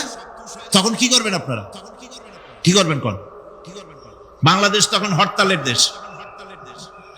যখন আপনি দেখলেন যে জমিনে ধানে এবার সব তুষ হইছে, তখন আল্লাহর বিরুদ্ধে হরতাল করেন। লাভ হবে কিছু? লাভ হবে? আল্লাহর বিরুদ্ধে আপনারা অনশন ধর্মঘট করেন, লাভ হবে কিছু? কোনো লাভ হবে না। আল্লাহ রাব্বুল আলামিন বলেন কোনো লাভ হবে না, বরং তোমরা তখন বলবে ইন্না লামুগরামুন বাল নাহনু মাহরুম। কপালে তখন আঘাত করবে, পরাঘাত করতে থাকবে আর বলবে যে আরে কপাল পোড়া হয়ে গেলাম, হতভাগ্য হয়ে গেলাম, বঞ্চিত হয়ে গেলাম, আল্লাহর রহমত থেকে সর্বনাশ হয়ে গেল। তখন কপালে আঘাত করা ছাড়া আর কিছুই করতে পারবে না। আল্লাহর বিরুদ্ধে মিছিল চলে না, সমাবেশ চলে না, বিক্ষোভ চলে না, হরতাল চলে না। মহান আল্লাহ রাব্বুল আলামিন বলছে দেখো এইভাবে করে তোমার ফসলের ব্যবস্থা আমি আল্লাহ করেছি। আমি রহমান, আমি আল্লাহ পাক কি এমন রহমান। আজ জমিনে ফসল বৃদ্ধির জন্য ইউরিয়া, সুপার সালফেট, সালফার সারের ব্যবস্থা হয়েছে, নানান জাতের সারের ব্যবস্থা হয়েছে। যখন এই সার মানুষ তৈরি করতে শেখে নাই, আবহমান কাল থেকে এই জমিনের জন্য সারের ব্যবস্থা কে করেছেন? জোরে কোন? আল্লাহ পাক বলেন আমিন আয়াতিহি আইয়ুরিকুমুল বারকা খাউফান ওয়া তামাম। আমার অসংখ্য নিদর্শনাবলীর মধ্যে এটাও একটি নিদর্শন যে আকাশে বিদ্যুৎ চমকে মেঘের গর্জন হয়। এই যে বিদ্যুৎ চমকে গর্জন হয়, এর মধ্যে রয়েছে মানুষের জন্য ভীতি এবং আশা। তারা ভয় পায়, আর এর মধ্যে আশাও রয়েছে। আশাটা কি? আশা হচ্ছে এই যে বিদ্যুৎ যে বছর যত বেশি চমকায় মেঘে, সে বছর জমিনে ফসল তত বেশি বাড়ে। কৃষিবিদরা বলেছেন বিদ্যুৎ যত বেশি চমকায় জমিনের ফসল তত বেশি বাড়ে। সুবহানাল্লাহ ওয়া বিহামদিহি। এর একটা সিস্টেম আছে, সেই সিস্টেম অনুযায়ী আল্লাহ জমিনে ফসল বাড়ায় দিলেন, আল্লাহ ফসল দিলেন। এবার আপনার আল্লাহ পাক বলছেন দেখো ফসল দিলাম, ধান হলো, চাউল হলো, মাছ হলো, গোশ হলো, সব হয়ে গেছে, এখন তুমি খাবে। রান্না বান্না হয়ে গেল, রহমত আমার দেখো, আমার রহমতটা দেখো। এ কোরআন শিখাইছেন সেই আল্লাহ রাব্বুল আলামিন যার নাম রহমান। জোরে বলেন তার নাম কি? রহমান। চাউল হয়ে গেছে, চাউল তো শুধু ভর্তা বানায় খাওয়া যাবে না। ভাত হয়েছে, আটা দিয়া রুটি তৈরি হয়েছে, কি দিয়া খাবেন? আল্লাহ রাব্বুল আলামিন আপনার পুকুরের ভিতরে মাছ দিয়া দিলেন, জন্তু জানোয়ার দিলেন, চার পায়া জানোয়ারের গোশত হালাল করে দিলেন, পাখির মাংস আল্লাহ রাব্বুল আলামিন হালাল করে দিলেন। এখন মাছ হলো, গোশ হলো। মাছ আর গোশ সিদ্ধ করে খাওয়া যাবে? জোরে বলেন যাবে? যাবে না। তার গন্ধ নষ্ট করতে হবে আর সুঘ্রাণ সৃষ্টি করতে হবে। এই গন্ধ নষ্ট করে সুঘ্রাণ সৃষ্টি করার জন্য লবঙ্গ তৈরি করলেন কে? কথা কন না কেন? এলাচি কার? দারচিনি কার? লবণ কার? মরিচ কার? হলুদ কার? পেঁয়াজ কার? সুবহানাল্লাহ ওয়া বিহামদিহি। এত নিয়ামত আল্লাহ রাব্বুল আলামিন বলেন ওয়া ইন তাউদ্দু নি'মাতাল্লাহি লা তুহসুহা। আমার নিয়ামত গণনা করে করে আমার নিয়ামত গুণে শেষ করতে পারবে না, এত নিয়ামত আমি দান করেছি। এরপরে তরি তরকারি হলো, মাছ গোশ খেতে খেতে অস্থির হয়ে যাবে, তারপরে তরি তরকারি দিলাম, শাক সবজি দিলাম, সবকিছু আমি আল্লাহ রাব্বুল আলামিন দিয়েছি। আমার নাম রহমান, তোমার সমস্ত প্রয়োজন আমি দিয়েছি। আর বলে স্বাদের লাউ বানাইলো মই রেগু। আল্লাহ শুকর আদায় করে, আল্লাহর নিয়ামতের শুকরিয়া আদায় করে। আমার ভাইয়েরা, আল্লাহ রাব্বুল আলামিন বলেন এই পৃথিবীর আমি রহমান, কোরআন আমি শিখাইছি আমি রহমান। এমন রহমান শুধু মানুষকে খাবার দেই না, এই পৃথিবীর সকল প্রাণীকে আমি খাবার দেই। জোরে কান সুবহানাল্লাহ। সকল প্রাণীর খাবার কে দেন? ওয়ামা মিন দাব্বাতিন ফিল আরদি ইল্লা আলাল্লাহি রিজকুহা। এই পৃথিবীর বুকে এমন কোন বিচরণশীল জীব নাই যে জীবের রিজকের দায়িত্ব আমি আল্লাহ গ্রহণ করি নাই। সমস্ত রিজকের দায়িত্ব কে নিয়েছেন? চিল্লায় এখন আল্লাহ সুবহানাহু ওয়া তাআলা। আচ্ছা আপনি কোন তো দেখি, একজন জমিদার, একজন বড় লোক, চৌধুরী, খুব বড় লোক, তার বাড়িতে 20 জন লোক গেছে রাতের বেলায়। 20 জন লোক গিয়ে মেহমান হইল। মেহমান হইয়া তারা বলতেছে সাহেব আমরা তো মেহমান, আমি এক একজন এক এক রকমের খাবার চাইলো।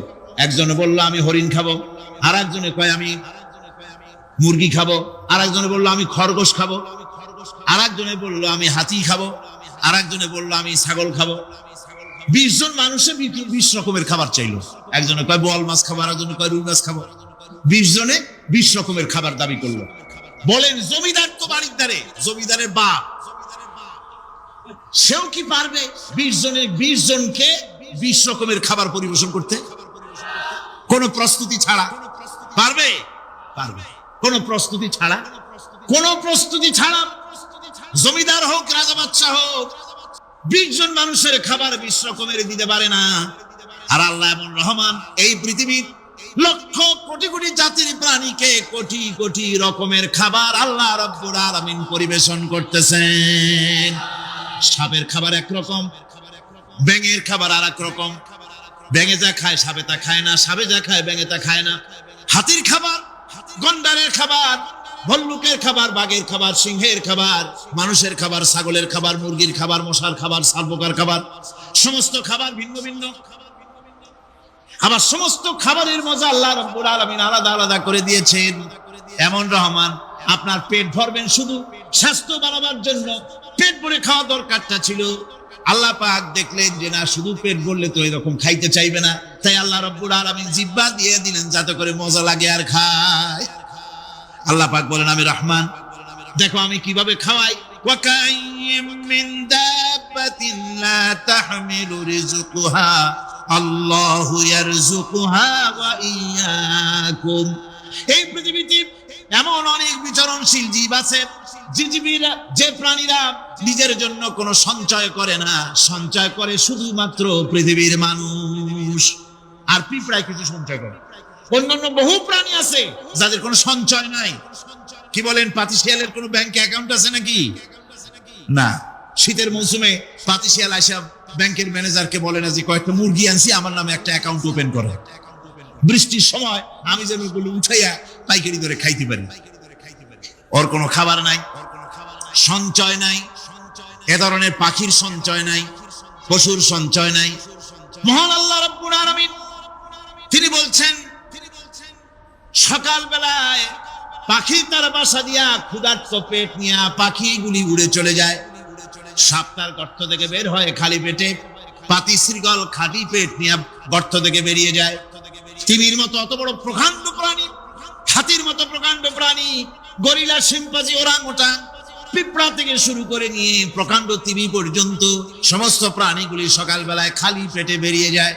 সারাদিন ঘোরাঘুরির পর আল্লাহ সুবহানাহু ওয়া তাআলা বলেন, সন্ধ্যাবেলায় সমস্ত প্রাণীর পেটগুলি ভরে আমি আল্লাহ তাদের বাসায় ফিরাইয়া দেই। আমি রহমান, এভাবে করি। আমি আল্লাহ রাব্বুল আলামিন খাবারের বন্দোবস্ত করি, পড়ার বন্দোবস্ত করি, থাকার ব্যবস্থা করি। ইয়া আইয়ুহান নাসু যকুরু নি'মাতাল্লাহি আলাইকুম হাল মিন খালিকিন গায়রুল্লাহ ইয়ারযুকুকুম মিনাস সামাই ওয়াল আরদ। ও পৃথিবীর মানুষেরা, ওই আল্লাহর স্মরণ করো, আল্লাহর নিয়ামতের শুকরিয়া আদায় করো যে আল্লাহ তোমাকে আকাশ থেকে, জমিন থেকে রিজিক দেন। ওই আল্লাহ ছাড়া আছে কি কেউ যে তোমাকে আকাশ থেকে রিজিক দেয়, জমিন থেকে রিজিক দেয়? লা ইলাহা ইল্লা হুয়া ফাআন্না তুফাকুন। ওই আল্লাহ ছাড়া কোনো ইলাহা নাই, কেন তোমরা বিভ্রান্ত হও? সেই আল্লাহর দিকে ফিরে আসো। আল্লাহ বলছেন, এভাবে আমি সমস্ত পৃথিবীর মানুষের রুজি রুটির বন্দোবস্ত করি, সমস্ত প্রাণীর রুজি রুটির বন্দোবস্ত করি। আমি সেই রহমান। সুবহানাল্লাহ। ওয়া ইলাহুকুম ইলাহুন ওয়াহিদ লা ইলাহা ইল্লা হুয়ার রাহমানুর রহিম। এই হচ্ছেন তোমাদের আল্লাহ। সুবহানাল্লাহ। আল্লাহ বলছেন, ওয়া ইলাহুকুম ইলাহুন ওয়াহিদ। এমন রহমান যে শুধু আপন আপন লোক দেখে তালাশ করে করে দেয় না, সকলকে দেয়। যারা নামাজ পড়ে তাদের দালান কোটা বেশি হয়, যারা তাহাজ্জুদ পড়ে তাদের ব্যাংকে টাকার অভাব নাই, যারা হজ করে যাকাত দেয় তারা টাকার জ্বালায়, পয়সা কড়ির জ্বালায় অস্থির। এরকম নাকি? না, বরং নামাজ রোজা হজ যাকাত যারা করে বেশি খাঁটি মুসলমান, তাদের অভাব অভিযোগ আরো বেশি।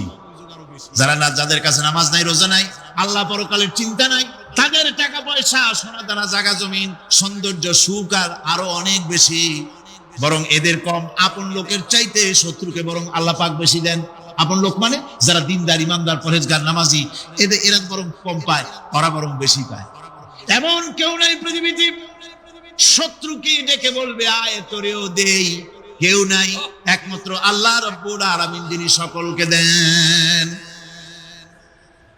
এই পৃথিবীর কোন মূল্য আল্লাহ রাব্বুল আলামিনের কাছে নাই, একটা মশার ডানার তুল্য মূল্য নাই। সেজন্য আল্লাহ পাক সকলকে নিয়ামত দেন, সকলকে ব্যবস্থা করেন। তাই এই কোরআন শরীফ আল্লাহ পাক তার মানুষের প্রতি এত দয়া মানুষের প্রতি, যে আল্লাহ পাকের দয়াটা কার? জোরে চিল্লায় কার দয়াটা কার? এত দয়া যে আল্লাহ পাকের মানুষের প্রতি রাস্তা চলার জন্য রাস্তা তৈরি করে দিলেন।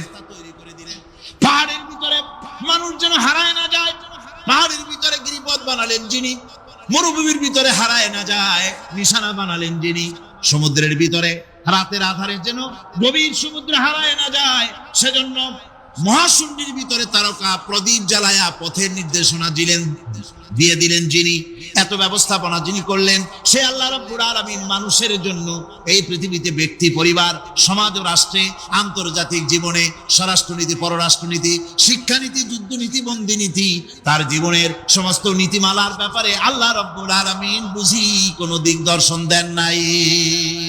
দিয়েছেন কিনা? সুতরাং রহমানের দাবি হচ্ছে, আল্লাহর রহমানিয়াতের দাবি হচ্ছে বান্দার জন্য কোরআন শিক্ষা দেওয়া। যত শিক্ষা আল্লাহ দিয়েছেন, যত দয়া আল্লাহ বান্দাকে করেছেন, সবচাইতে বড় দয়া কোরআন শিক্ষা দেওয়া। জোরে কোন সুবহানাল্লাহ। যত দয়া, যত নিয়ামত, যত রহমত আল্লাহ বান্দাকে করেছেন, তার মধ্যে শ্রেষ্ঠ রহমত, শ্রেষ্ঠ দয়া, শ্রেষ্ঠ করুণা মানুষের জন্য, আল্লাহর এই পৃথিবীর মানুষের জন্য সবচাইতে শ্রেষ্ঠ দয়া কি? জোরে বলেন কি? কোরআনের শিক্ষাই হচ্ছে আল্লাহ পাকের এই মানুষের জন্য সর্বশ্রেষ্ঠ দয়া।